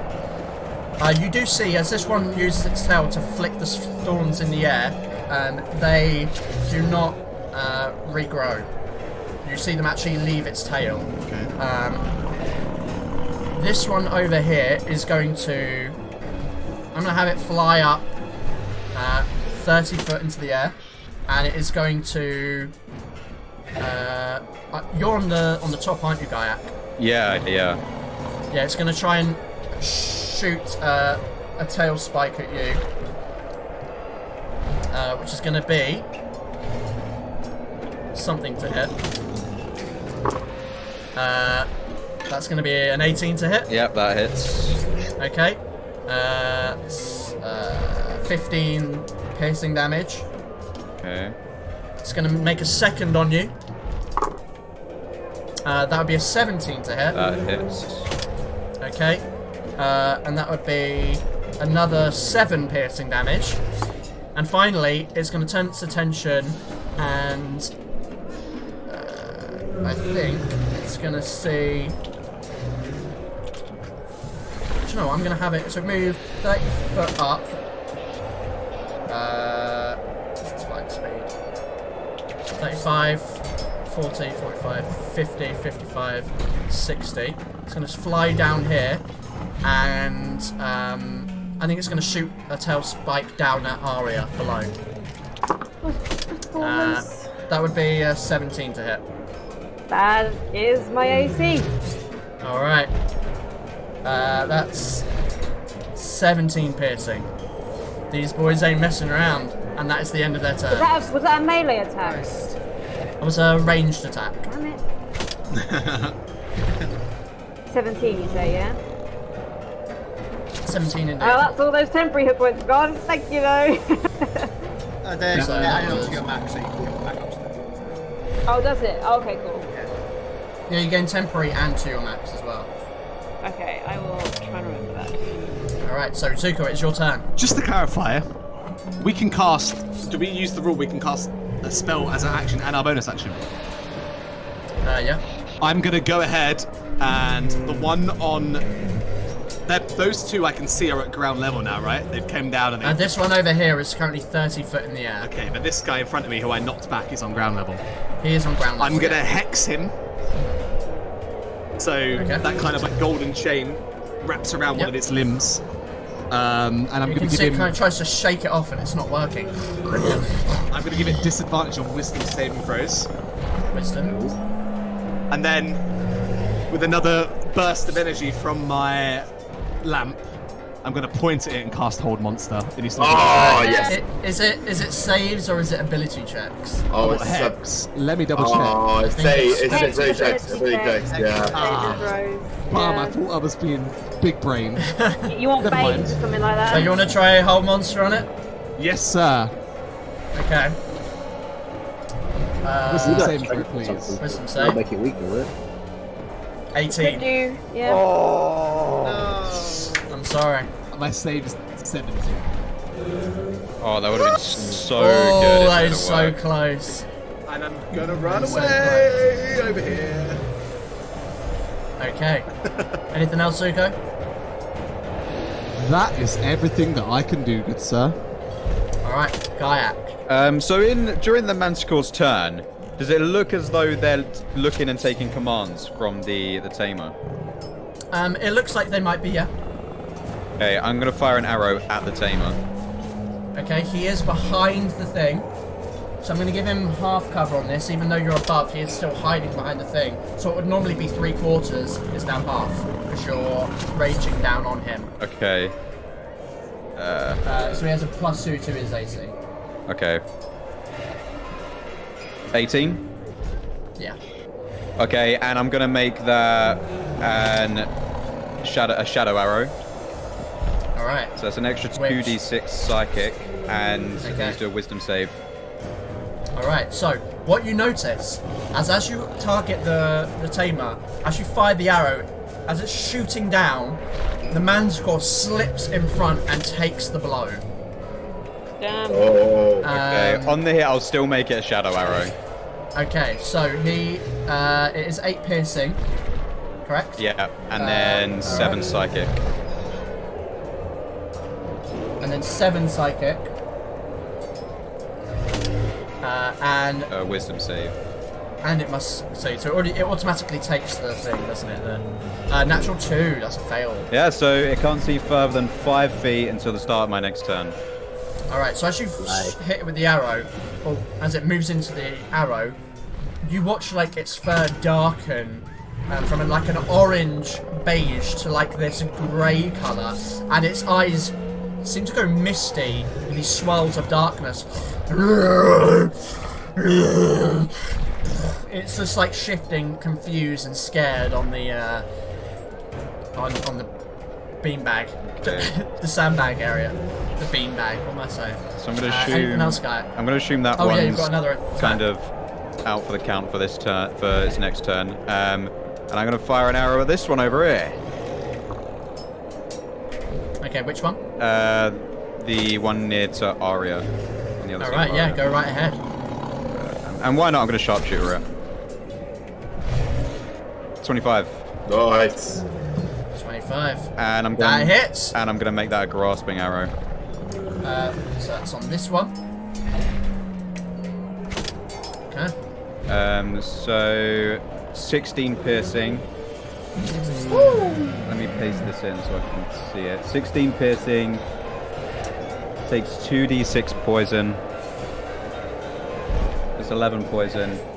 Speed is reduced by 10, and it takes 2d6 slashing the first time on each turn it moves more than 1 foot. Okay, wow, it's taken a lot of damage there. So, alright, so it can make a successful athletics check to break out. Yep. Okay, so it is now. We'll just put this little green token on it to show that on it. Anything else, Gaiak? I'll use my second wind and then end my turn. Alright. Kensei. Okay. Oh, it's blinded now, right, isn't it? Oh, okay, this helps. In that case, I'm going to position myself just around here. Can I go there? You can climb up the kind of 2 foot high onto the basically like a stone dais. Just to get a little bit of height, just to reach, just so I can match up to the Manticore.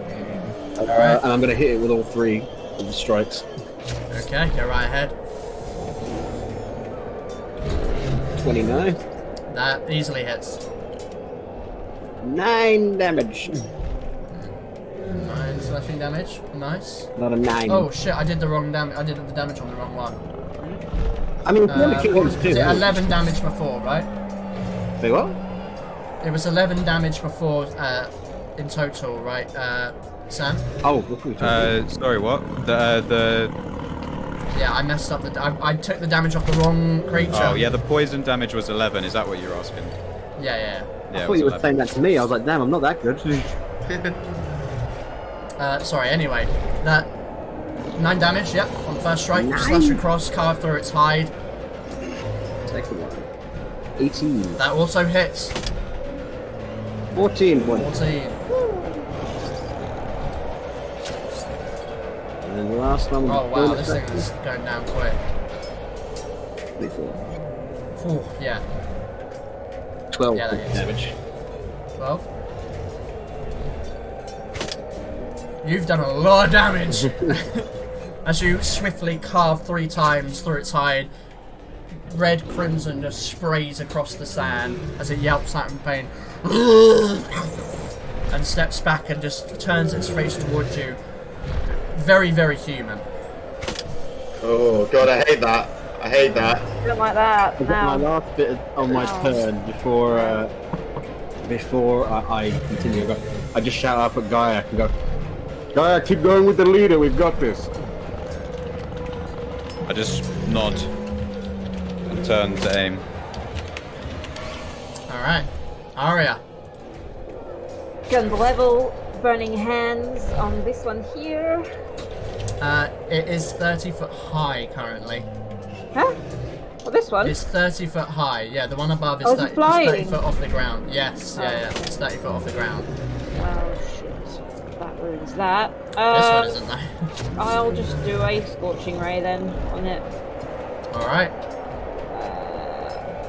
That's 3 rays, right? Thank you. I keep forgetting. 21. That will hit. That's 8 fire damage. 10 miss. And the natural one. Love it. Ah, yes. Love it. Love to see it. Alright, so that's 8 damage on that one hit. Yeah, the 10 does not hit. Why don't you go and roll me another d20? Oh shit. He's remembered for this one fight. Let me just see if I'm in the blast rate. Imagine. Oh, yeah, there we go. Okay, yeah, you're good. You're good. I really wanted it to be a 1. But what you notice is the two scorching rays miss and trail past it, they head right for the bars and towards the audience. Those, And as they hit the bars, it flares up in like this blue sheen. There is some kind of physical force shield on the bars. Ah. Nice, nice. Cool, awesome, tight. Anyway, bonus Okay, action, anything else? dash. Okay. 80 feet of movement to get behind Cool. this. Yeah, I'll get behind this rock here. Alright. That's my turn. Storm. Okay, I had one thing planned, but I'm gonna do this other thing. Well, as a bonus action, I'll Surgeon Tiger. My Surgeon Tiger. And then I'm gonna run up. Oh god. So I'm gonna run down to here actually. And strike my blade, and then kind of in a more upwards formation, I'm gonna cast a lightning bolt up wrong place. It's supposed to be there. Yeah. Which one? Sorry. This one here. Straight. Yeah, Okay. fourth Yeah, level. you can do that. 4th level. Okay. So it means it makes a dex check. Dex check. Yep. Dex save even. 21. Oh fuck yeah, makes it. But let's see how much damage it's gonna do. Might be okay. Oh no, that's just. Oh, I did it. Where's it? So as you're like 9. doing the runes on your blade and preparing, you can see the electric energy building up, and as you fire it outwards, it's noticed and beats its wings hard as it launches itself to the side, the energy just about cracking against its wings and left side, not dealing in the full amount. There we go. So that is how much? Half 27. that. Yep. Okay, half that would be 13. Indeed. On which one's that? This one over here, the one flying. Okay, cool. Yeah, that's the end of my turn. Okay, so as you blast your lightning bolt, Aranel, what are you doing? Okay, I am going to move myself just around to this corner here, and then I am going to cast Phantasmal Force and put it just here, and I'm going to create an exact replica of the Beastmaster. Ooh. Okay, where about? What are you doing? Which one are you doing it on? Just this. Remember, it's in one. Oh, which I'm one? doing it on the this one over manticore here. and I'm gonna put Okay. him literally right next to the Beastmaster. Alright, I'm gonna copy that so that we know where you've had it. So obviously only it can see it. Yep. But it has to make us wait. Does it make a save It first? does. I believe it does. Yes, right? it does. It makes a. Hold on a second. I would assume it's a an wisdom. intelligence. Intelligence. Oh, right. Okay. Natural 1. Nice. So it does see it. Okay. It is disillusioned. So it says that the phantasm can be smelt, sound, or any other stimuli So I am going to basically make the creature attack the OG master. Yes! I was hoping you'd do this. That's so good. I'm gonna use like the whip for extra effect, but like not try to like harm it. So wait, what was it doing? Sorry. So it's going to command the manticore that can see it to attack the original master. Okay. Interesting. So it can see both of them right now. But obviously that actual master isn't responding, so it can roll damage, right? yeah. So we'll do that. I mean, I think we said we'll roll damage when it first happens, correct? So it's only if you only if it attacks. Oh, so what is it? Is the command part of the spell? No, so the thing is that it's a little bit unspecific about what you can actually do with the phantasm. Right. It says you can craft an illusion that takes root in the mind of the creature, but it says the phantasm can be smelt, sound, anything like that. It basically believes that it's real. It believes it's real. Okay.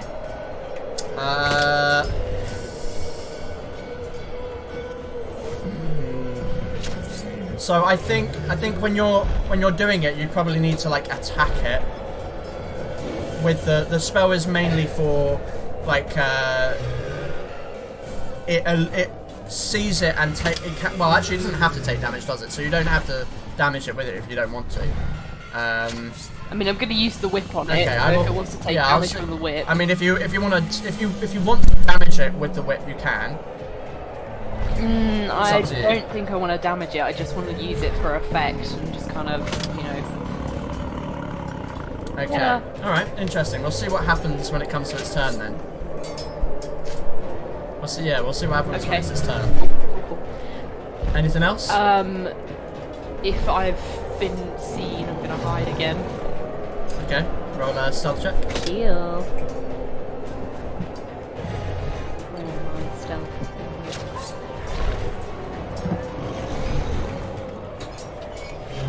Okay. You believe you're hidden. Which brings us to Alistair. Alright, I'd like to move 10 feet forward to here. And I'm going to use a 5th level Scorching Ray to create 6 beams, 2 on each manticore. Okay, the one's down here. Alright. 2 on each. So first 2 on the left, second 2 on the right?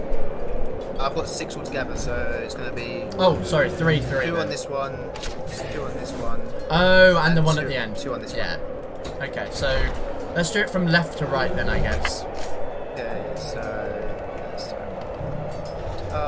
the first 2...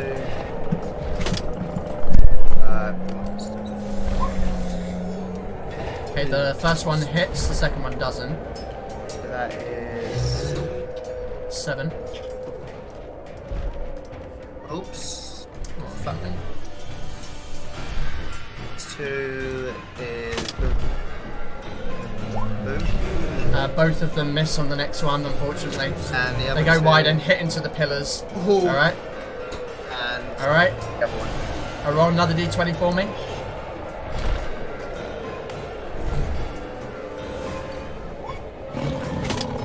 Alright, roll the damage for both of them, please. And then it's an extra 12 on the other one.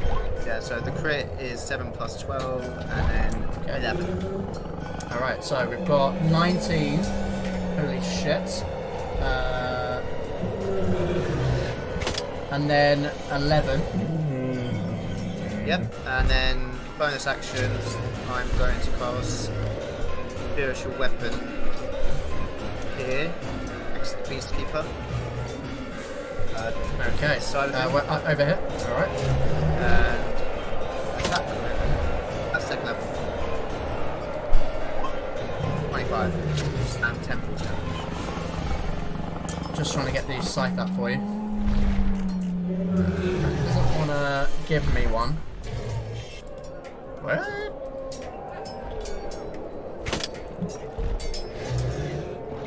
Right, apparently it doesn't work anymore, so I'm going to put the blade in there again. I'll give you control of that. So, what was the attack? It was 25 to hit and 10 force damage. 10 force damage. Okay. And that was on who? Sorry. Beastmaster. Okay. As you strike at him with the blade.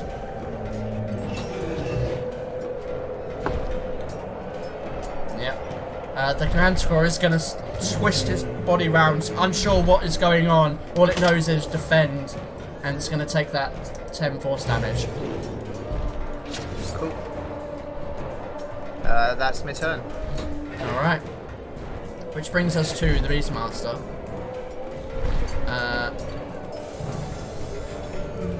So, he is going to bring his whip out and whip the Manticore in front of him and say, "What are you doing, you stupid beast?" And try to...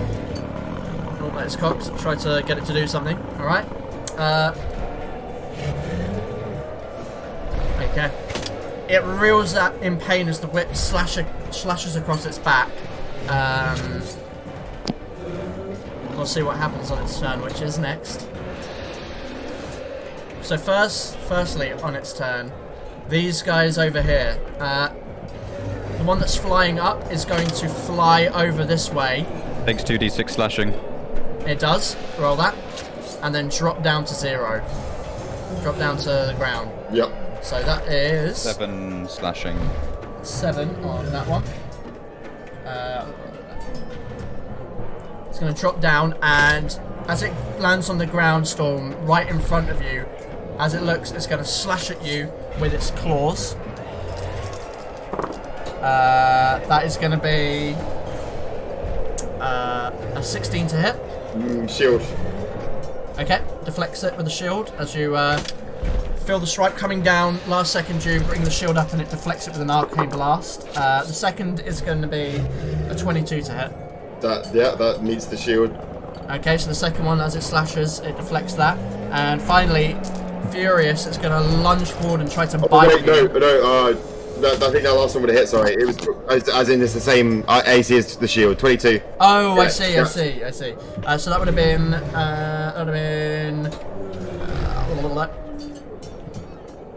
13 slashing.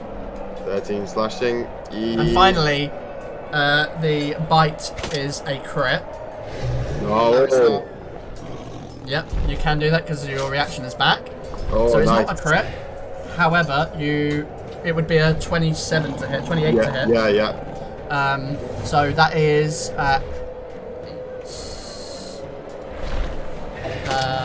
that would be another 13 piercing damage this time. As a reaction, I bring my blade up, scratch my blade, and you shielded. I didn't I? Reactions already. Yep. Yeah.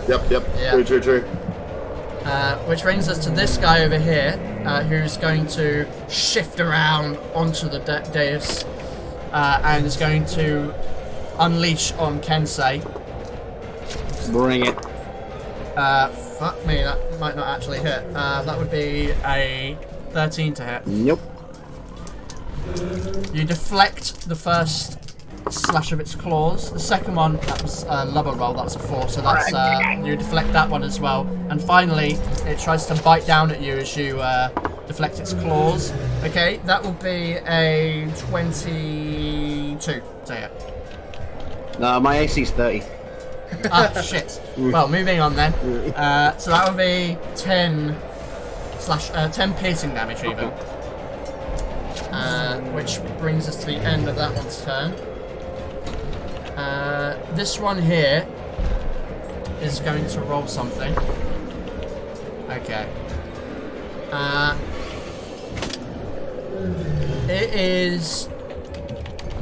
The Manticore is fearful of both of the entities. And I think it's going to... I think it's actually going to move away rather than attack.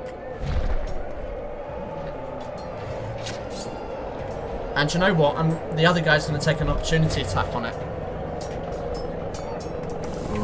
What things to be making? But misses as he tries to whip the Manticore. It launches itself away before the whip can make contact, and it hits the ground. 10, 15, and we'll say it like runs up to the post, slips around here. 25. And I'll say it ends there. And I think it's. What would its action be here? I think I'll take the dodge action. Which brings us to Zuko. Does the fact that it can't see more than 5 feet affect that in any way? It's just running forward currently. Okay. Oh, I see the dodge action. Yeah. Yeah, maybe actually. Yeah, I hadn't thought about that. Yeah, I think it will.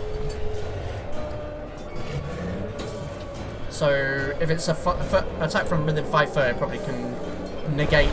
It can give disadvantage, but if it's from further away, probably not. Yeah.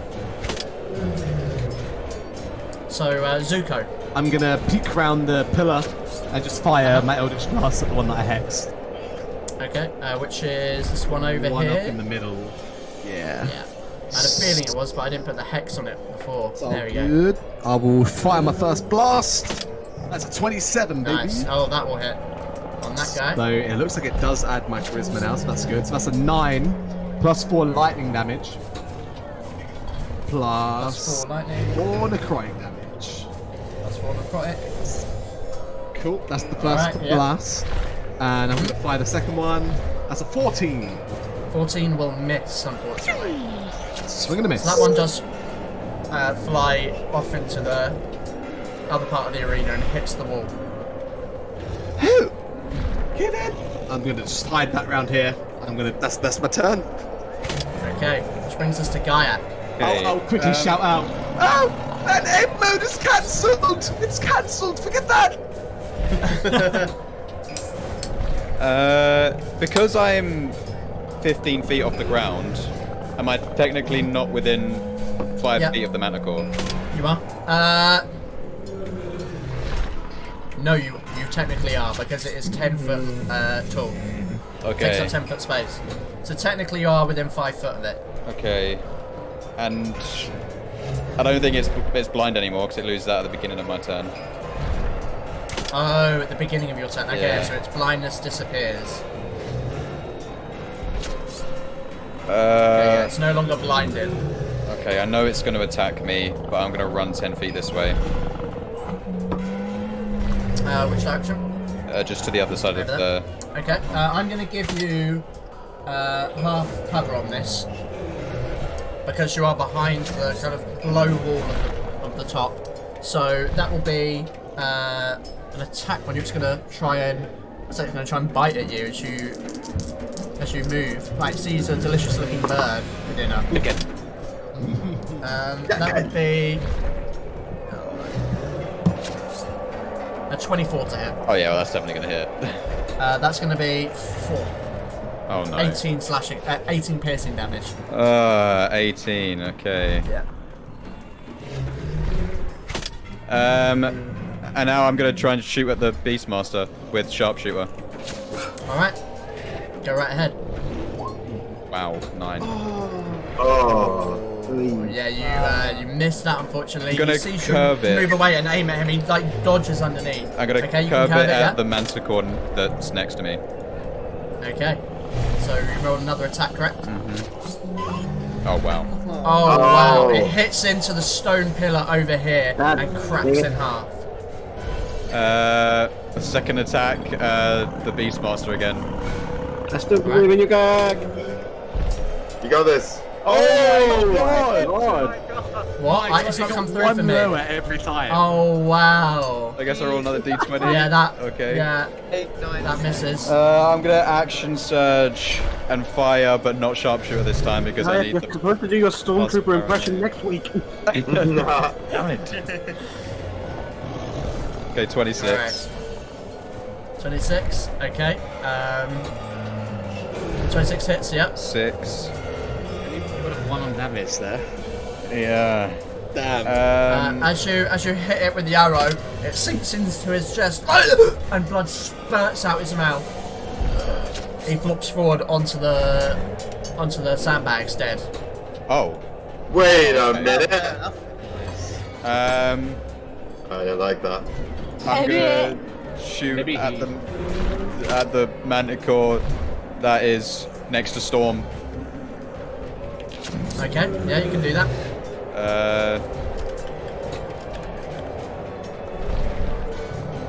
30. That'll hit. Ironically, those two attacks there would have hit with sharpshooter. They would have. Annoying. Okay, 8. And I think that's all I can do. Okay. In which case, Kensei. Okay. How rough is this guy in front of me looking? Which one is that? He's looking bloodied-ish. I'm sorry, He's got a lot of wounds on him. He's bleeding pretty profusely, but he's still up. Sorry, what status is he under again? My brain's bad. He's hexed. Okay. A little Like, heart. you can see like a golden chain around his Yeah, I got confused. right it's front a paw. tiny little heart, so I thought he was charmed or something. No. That's This just the guy one just that I use. loves Oh no, I don't him use that for that hex. I knew I was confused there for a second because I do not use that as hex. I use that. There we go. There we go. I was about to say, Zuko loves him that much. I love him. I do. I'm sorry, Zuko. I have to ruin your childhood by killing your friend. So Kensei, what would you like to do? Yeah. One more. I'm gonna. Heal.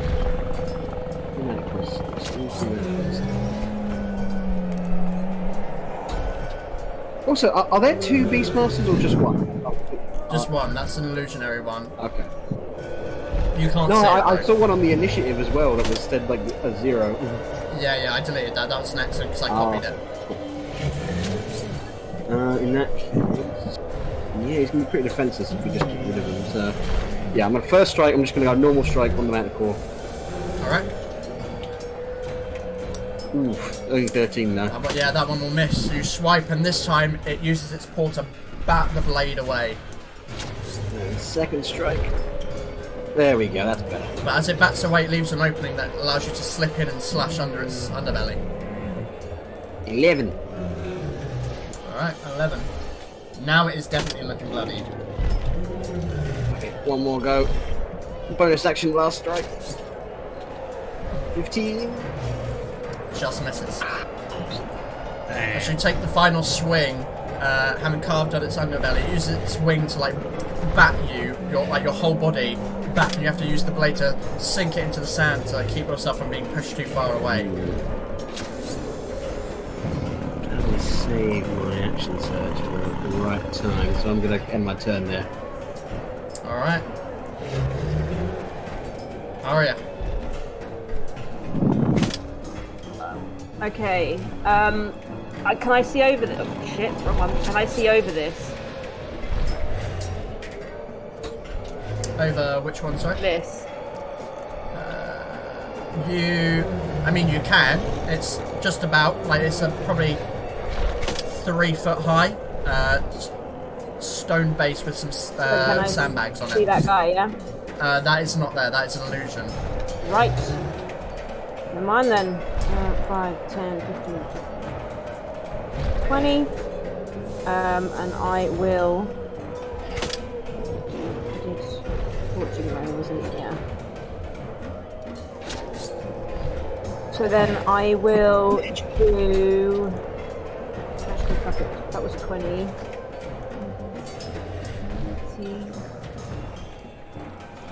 25, 30, 35. To get up there with the manticore, just stab it. Yeah. Go right ahead. 25. Yeah, you, as it's fighting Kensei, you find it easy to slip into a spot unseen behind it, where it can't see you, and jab the blade into somewhere very precious. Ooh, it's nuts. The dagger, and I'll... 9 on it, okay. 5. I'll do... Two demon spikes. Okay. That's 2d6. An extra 8 necrotic. Okay. Yeah. You look bad. Okay, put that down. That's my movement, that's my action. Bonus action. Nothing. I'm just gonna stand it. Alright. Storm. So as it takes that claw attack that went through, I kind of lurch back, and as I come back, I bring it in with both hands, my scimitar, and slash into his wing. Alright.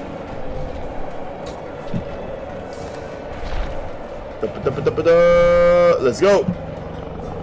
No. As you try to slash at its wing, it folds it in and you slash it nowhere, and it pushes the wing out and creates like a blast of air that you have to kind of twirl in the air to catch yourself before being able to do anything else. Oh shit, as I do that. You do land. No, you're fine, it was from flavor. Yeah, as I land, and I'm gonna kick myself up, I jump and like try to jump at it and go for his head. Okay, go right ahead. Yes, there we go. This time, like with that, using the momentum that it pushed you away with to push yourself forward, you bring the blade down straight onto its head and... Okay, boss! Okay. Of course.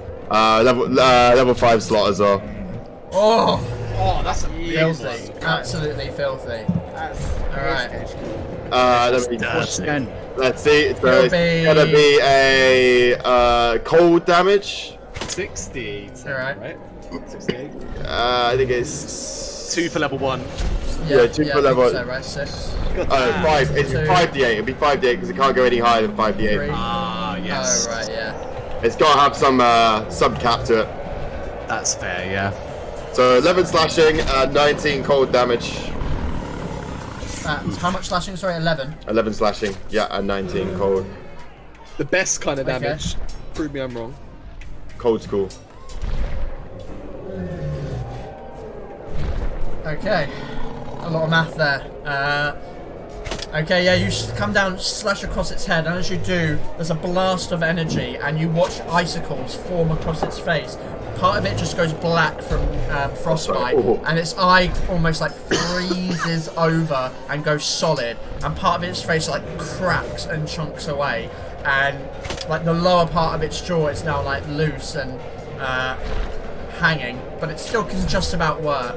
But it's looking real bad as blood is now like beginning to seep through the frozen bits and thawing what ice is now left. That is grim. That's all I can do. Sorry, Manticore. I wanted to finish you off quicker. Okay, Eridel. Okay, so literally I've got about 4 tabs open, just asking this question if I can actually do this.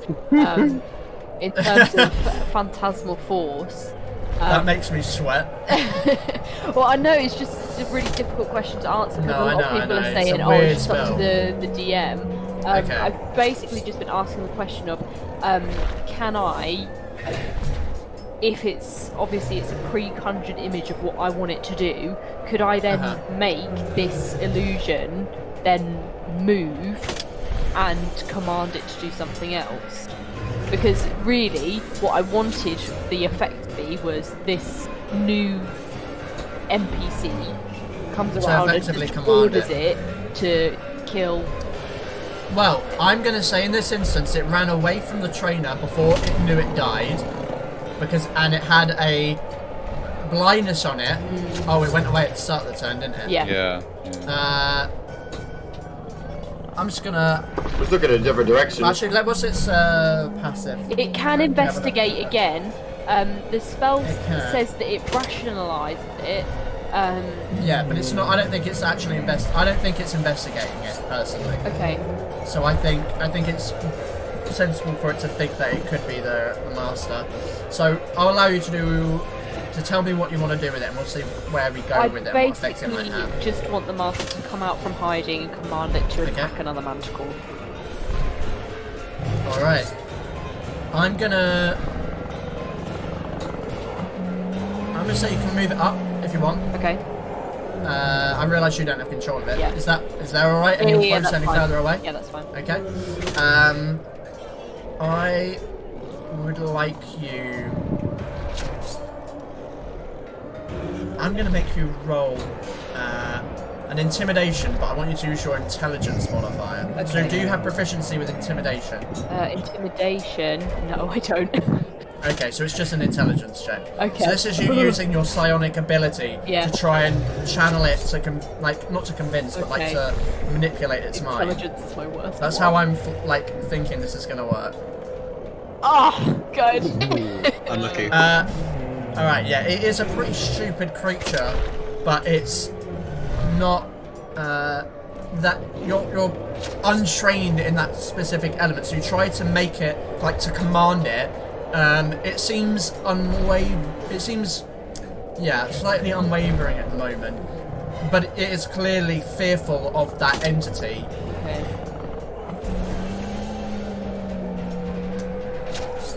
I mean, he could try again on your next turn, I guess, but he.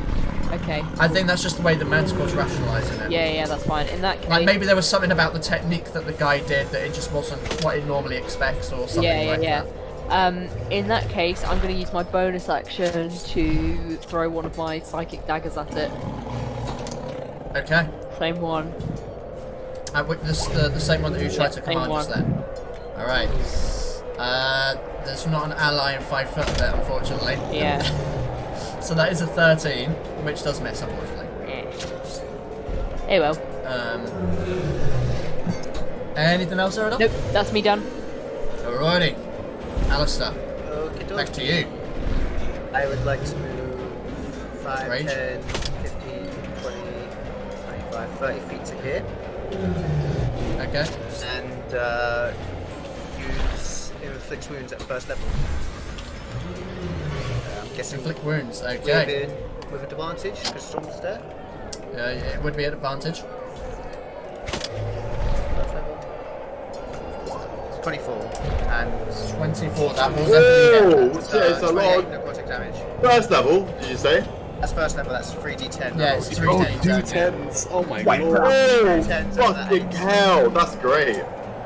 28, okay. Disgusting. Not here. Disgusting. Oh, it is looking so bad. It is, as you blast that, the back part of it, its veins pop out, and you can see chunks of the hair just falling away, and the skin wrinkling and drying like it is decaying from the outside. And bonus action, move this 5, 10, 15, 20, 25, 30 to here, and attack with my scythe. You're right ahead. C. Still second level. 15. 15 just misses. There we go. Just misses. In fact, actually, it's still taking the dodge action, so technically you would have had disadvantage. Oh, you would have had disadvantage on the other attack, but it wouldn't have mattered. Yep, and she missed anyway. It's my turn. Alright, cool, which brings us back to the Manticores. So, Aria, Kensei, and Alistair and Storm. Each of you with your, fighting 2 Manticores at different parts. You see, as they take such an amount of damage, as they seem to be bloodied, their eyes sort of glaze over and go bloodshot as they kind of enrage themselves, and they have just grown a little bit stronger and now get 4 attacks. Woo! Ah, okay, now. So this one over here is going to continue to wail on Kensei. So it's going to try and bite you. Fucking hell. That's so sad. That's a 12 to hit. Ouch.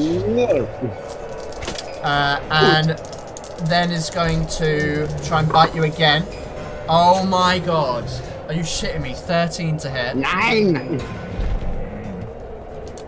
And finally, 1 slash. I swear to... These fucking bone dice are doing me dirty today. How many 3s and 4s has it rolled? Dice card? It rolled another 4.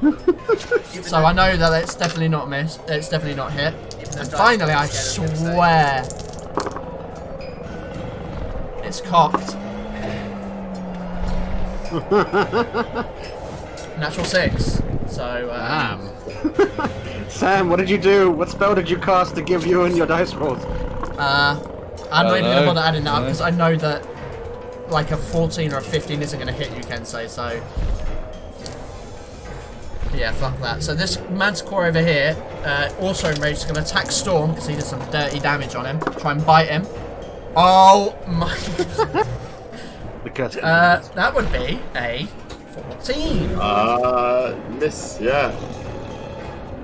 Don't even need to shield that. It's going to bite you again. If this is another, okay. 18 to hit. Shield. Really? Yep. Really. Yeah. Delicious. So it bites once, you dodge out the way, but it kind of, you don't expect it to be in this enraged form as it swings around and goes to bite at you. Its jaws actually come around you as you manage to strike your blade and create that arcane shield as it bites in and is deflected away by the magic, which it's going to then turn and try and slash down at Alistair as it feels the blast come from behind. Oh my god. That is a 17 to hit. Oh, you both shield. Are these the bone dice? Are these the fabled bone dice? These are the famed bone dice. Guys. They're not living up. It's been building up to this moment. I think this is my Okay, well, this is the highest it's rolled in about like 20 minutes. That is a dirty 20 on you, Alistair. Because I've casted shield, it doesn't hit. Oh no. You guys wait till the second fight. Yeah. I'm telling you now. Give That it to next us, fight. dude. Give it to us. This guy over here is going to continue to run away and come down here 5, 10, 15 and see you, Alistrine, at Aerodel on the side. And I think it's going to try and take a swing at you.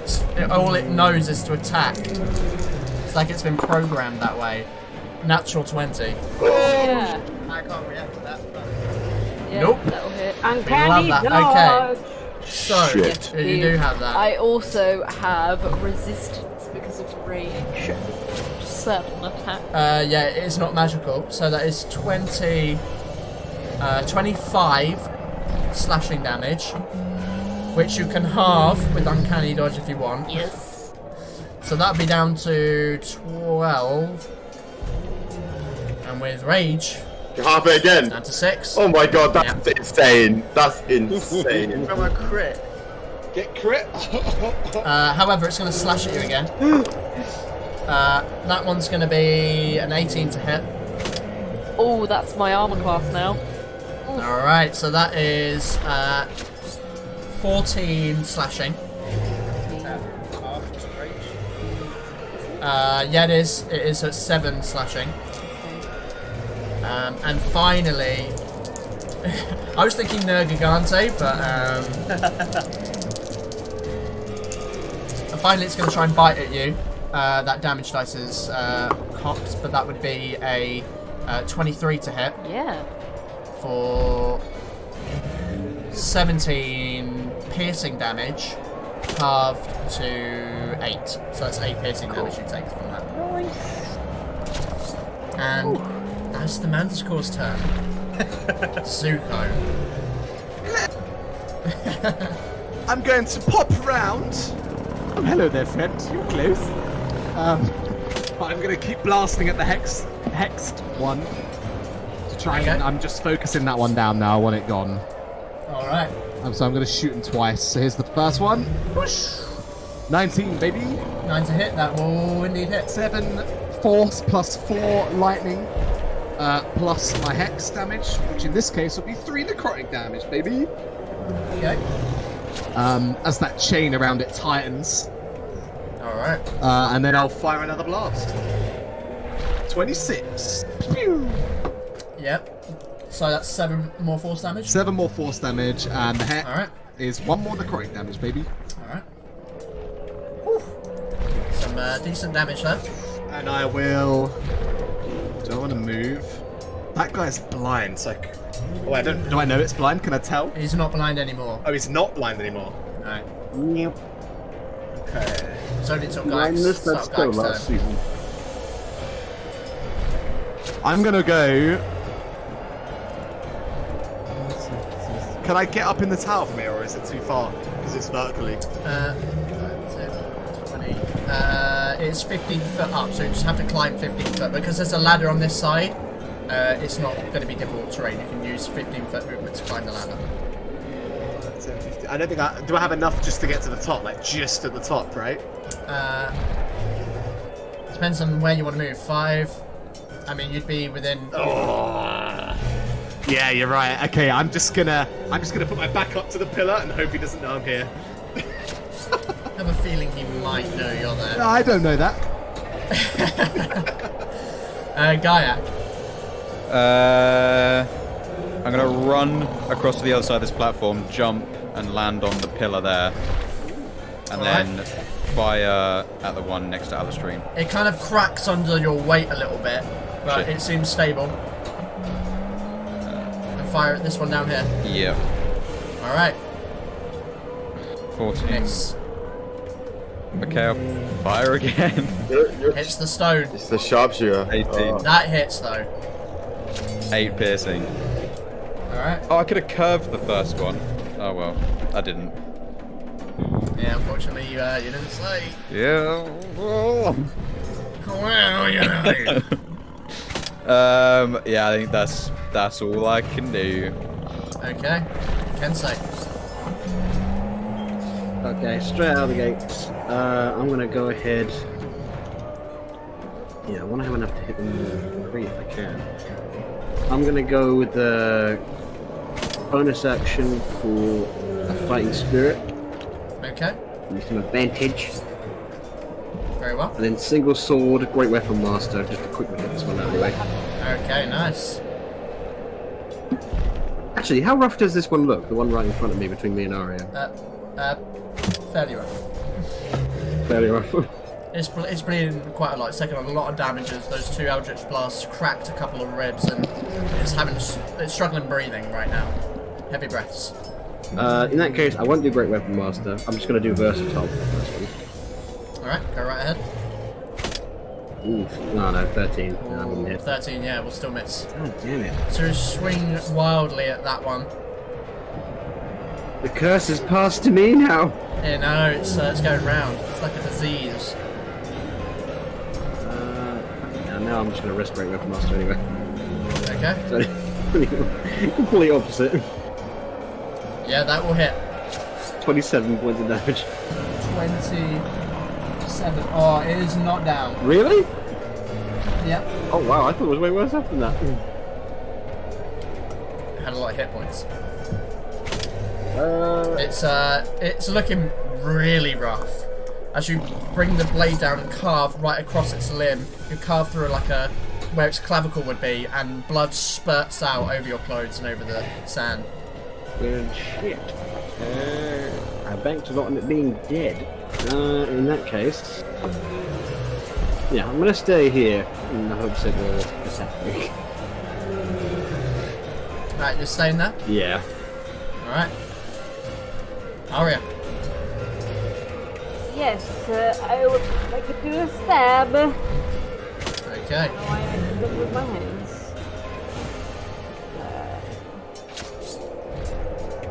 24. That will hit. 11 from the dagger.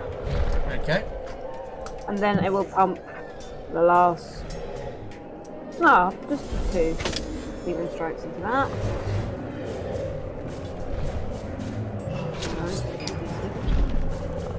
An extra 12 necrotic damage. Wow. Yeah, as it takes the blow from Kensei and blood spurts everywhere, you see it stumbles back and you see the perfect opportunity to dart underneath its torso, take the blade and shove it straight up to where its heart must be. As you push it in and use the magical energy of it to pump the necrotic energy through, the whole torso just kind of goes black for a second where its veins pop out, and you hear its whimpering last breath as it crashes to the ground. It's dead. This poor creature. Very, very nice. Okay. Anything else? 5, 10, 15, 20. A bonus action hide. Alright. Just like does what those chinchillas do and just like kicks up dirt around it. Storm. It's not there enough.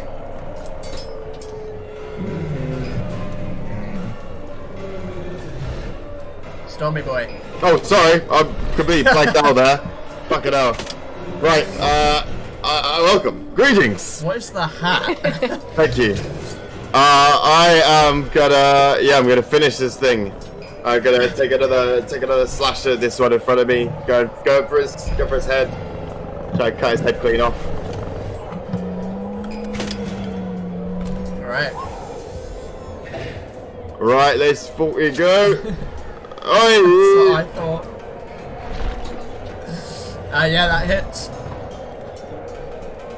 I'm gonna then do a singular spell slot of two spell slot. Okay. D8. That is gonna be acid. I think that's 3d8. 9 acid, 9 slashing. Okay.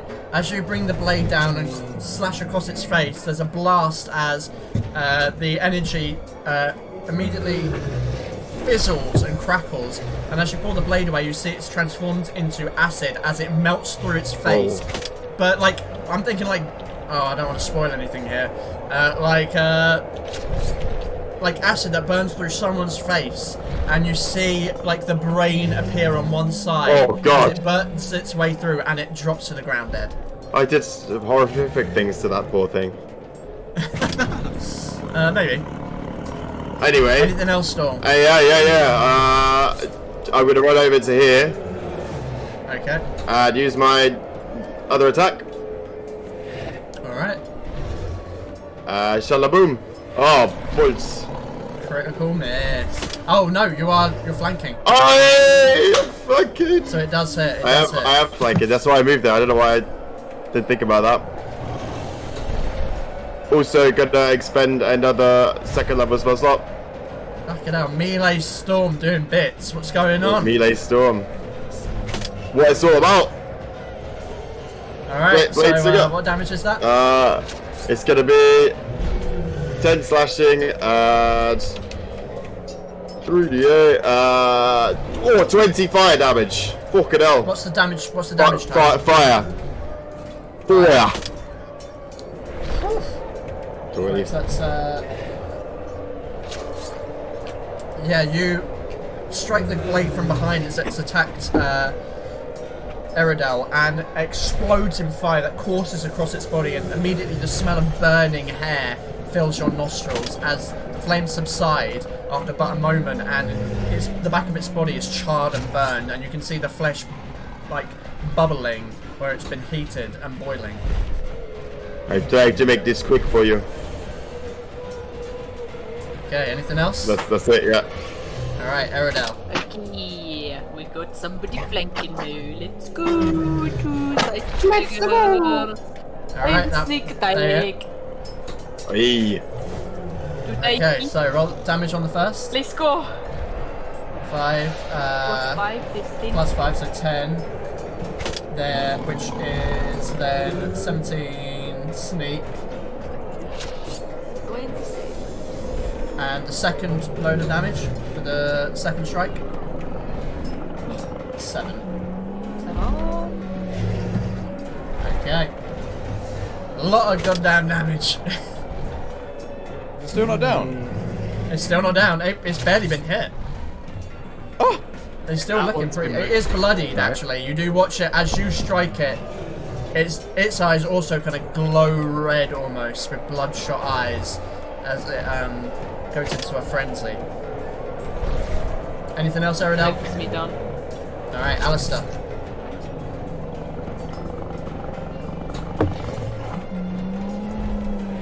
Alesterial. I think you're muted. Yeah, I think you might be muted. I was muted.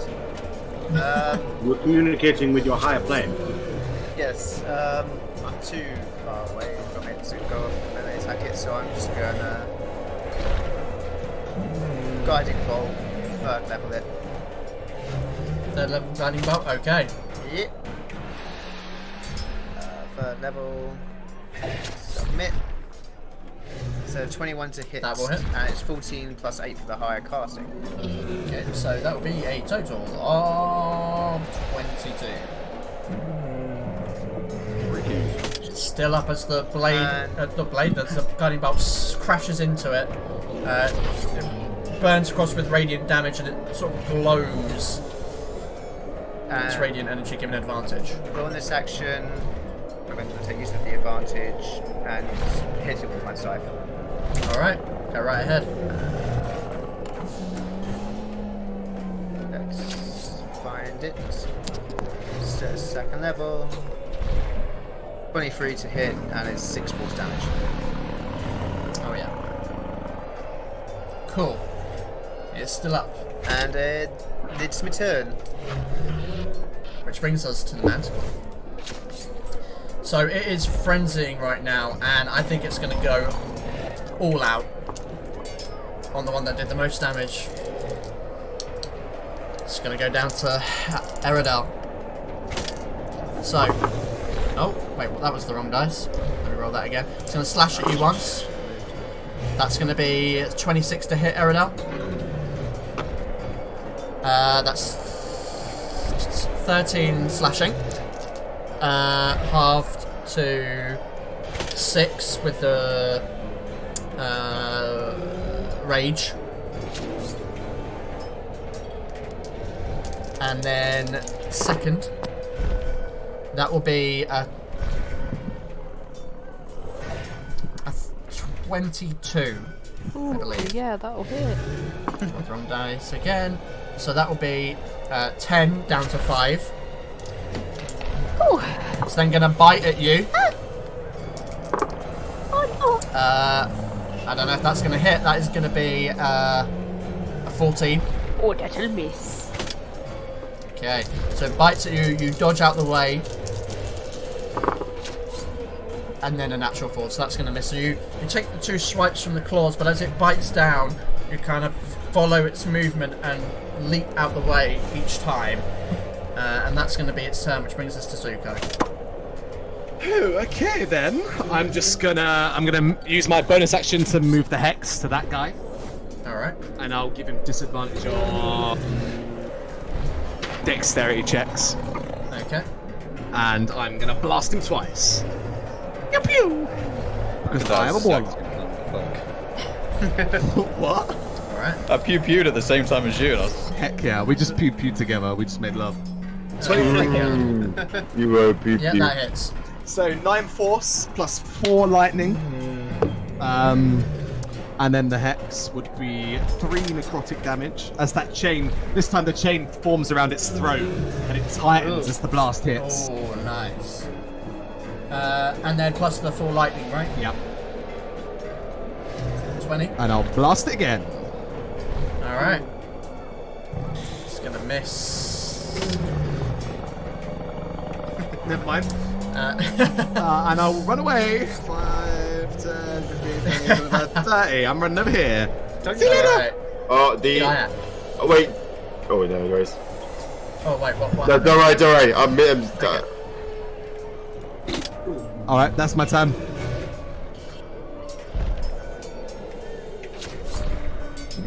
What? What am I missing here? Nothing. I'm blind. If you're going to say about an opportunity attack... No. I thought the manticores got deleted off the turn meter, but they didn't. You can't put them out of existence. Gaia. Okay, how bad is that manticore looking right now? Rough. Okay, I'm gonna trust that everyone can take it out. I am gonna jump down into the center of the circle here, and as I jump, I put my bow on my back. And it's worth a try. I'm gonna bend down and like cast Druidcraft, but just kind of like pump the magic into the stone itself. Okay. Roll me a wisdom check. Oh my lord. Oh, here we go. Wisdom, wisdom. Fuck. As you go down and place your your talons down and go to pump the magic in, nothing seems to happen. It's just a rock. Action search. Action search. If I had it, I would. He's used it. Okay, well, I guess that's all I can do. Alright, Kensei. That's a good idea, though. That would be funny. We've got plenty of opportunities. Alright. Time to mop up the leftovers. I'm gonna rush forward. See how? And I'm gonna do another fighting spirit to give myself advantage again. Alright. So, this is a question as well, actually. So, I get temporary hit points every time I use fighting spirit. Do they stack? No, they replace. Okay. And I'm gonna go for 2 Great Weapon Master Strikes. Alright, go right ahead. Ooh, 11. Oh, the first one, yeah, that's gonna miss. Second one. God damn it, really? Oh no, 25, sorry. What? 25 with the advantage from Fighting Spirit. Oh, yes, of course. Yeah, roll some damage. 24. Okay, how would you like to do this? So, odd question, but in the tower that we're right next to, how well put together does it look? Pretty well put together. Okay, it doesn't look like it's been hit or rambled loose during the battle. I mean, it looks like it's got blade marks on it where it's been damaged over time, but it's not looking like it's going to fall over anytime soon. Okay. What I'm going to do then, I'm going to see... Who did it last attack? Eridel? Eridel, all out. I'm going to see it going in for attack on Eridel, and as it goes in for kind of a finishing bite, I just jump up on the side of the tower, do a little spring off the wall, and as it's about to close its jaws around it, I shove the sword straight through its head and pin the mouth to the floor. The blade goes straight through its shoe, fall down with the momentum, sending its head crashing into the sand as it lifts slightly one more time before it goes completely limp. There's a moment of pause as the crowd watch on, waiting to see if any of them are going to get up. And when it's evident they do not, you hear the voice again. It would seem we have a winner, Fera Carta. And it booms around the room, and you see the audience clap and cheer. Some of them kind of get up, others throw them, then shrink away, likely having lost a bet on something. There's just a general mix of energy within the audience that you can still hear beyond the metal bars of the dome that encases the arena. And Gaiak, you wanted to try one more time? Yeah. You probably have time to try it again. Yeah, just quickly realizing that I didn't quite give it the oomph it needed. Possibly. Like to try again. Alright. Just a wisdom Give me another check. wisdom check, yeah. Fine, son. Would my guidance still be active that I cast at the beginning of just before we started the battle?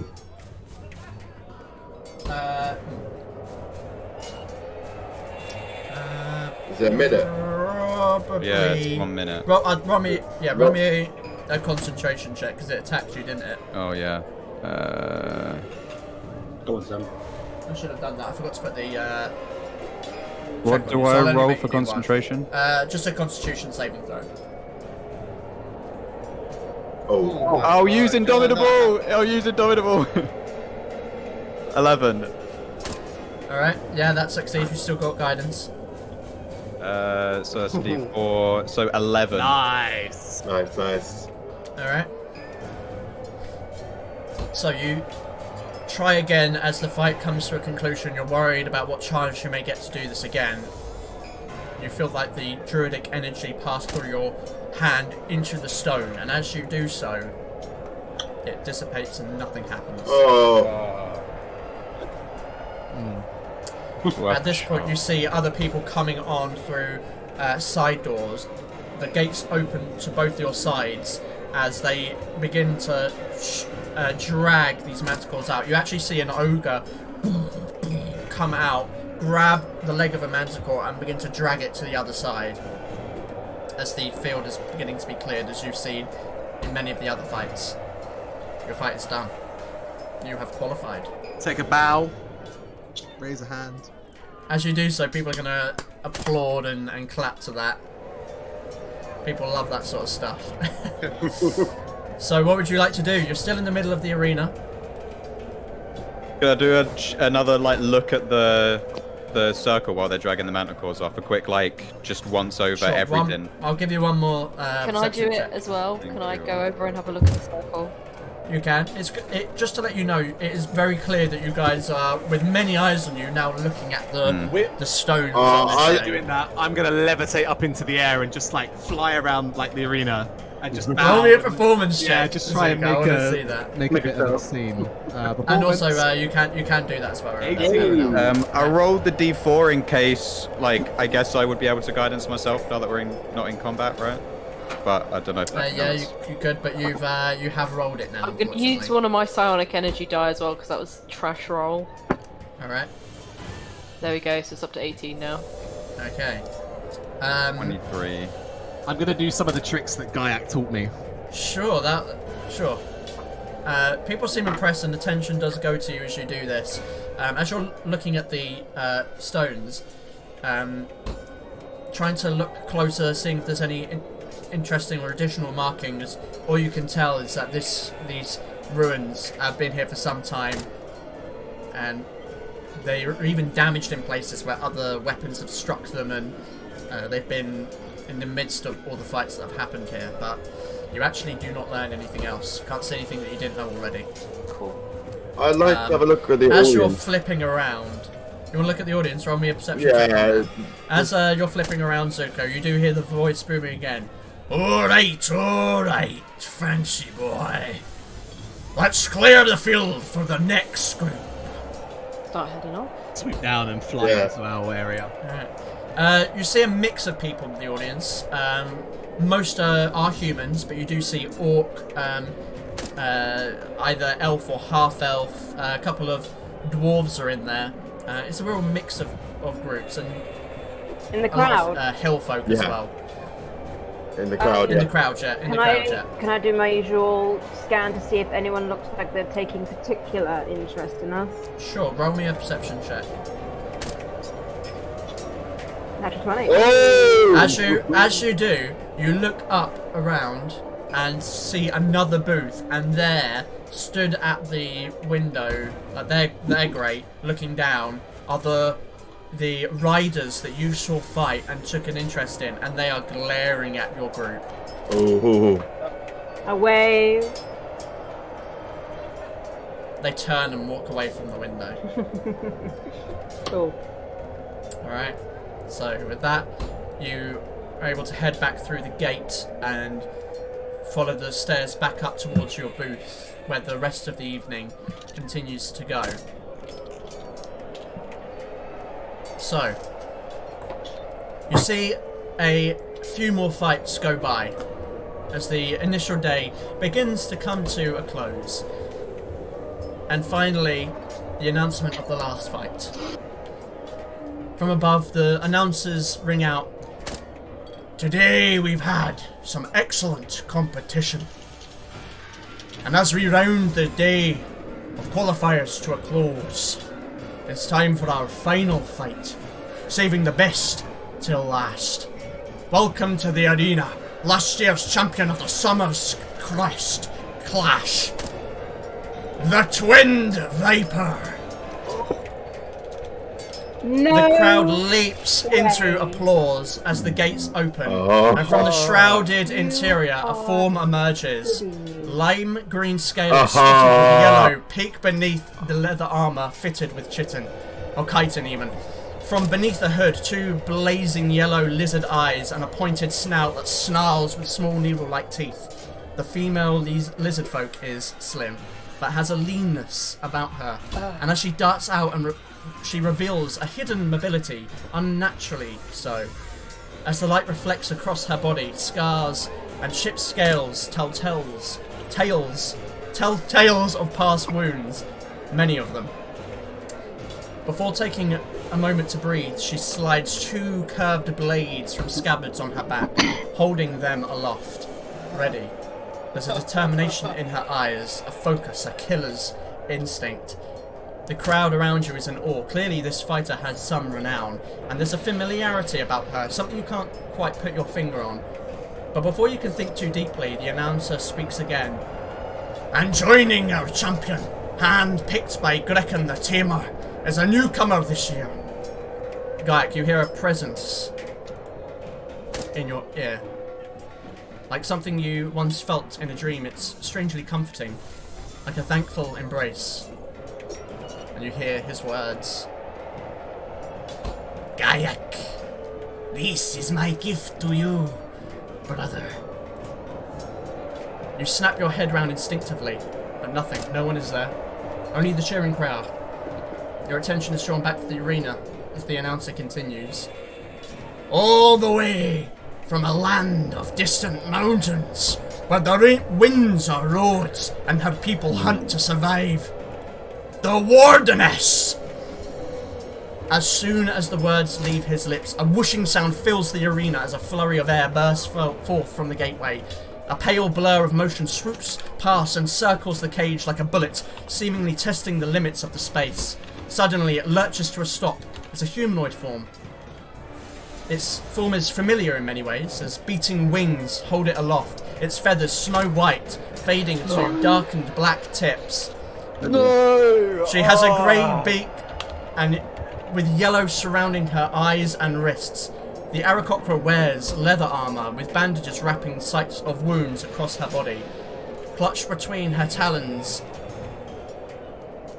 is a long spear. And that is where we're getting. No!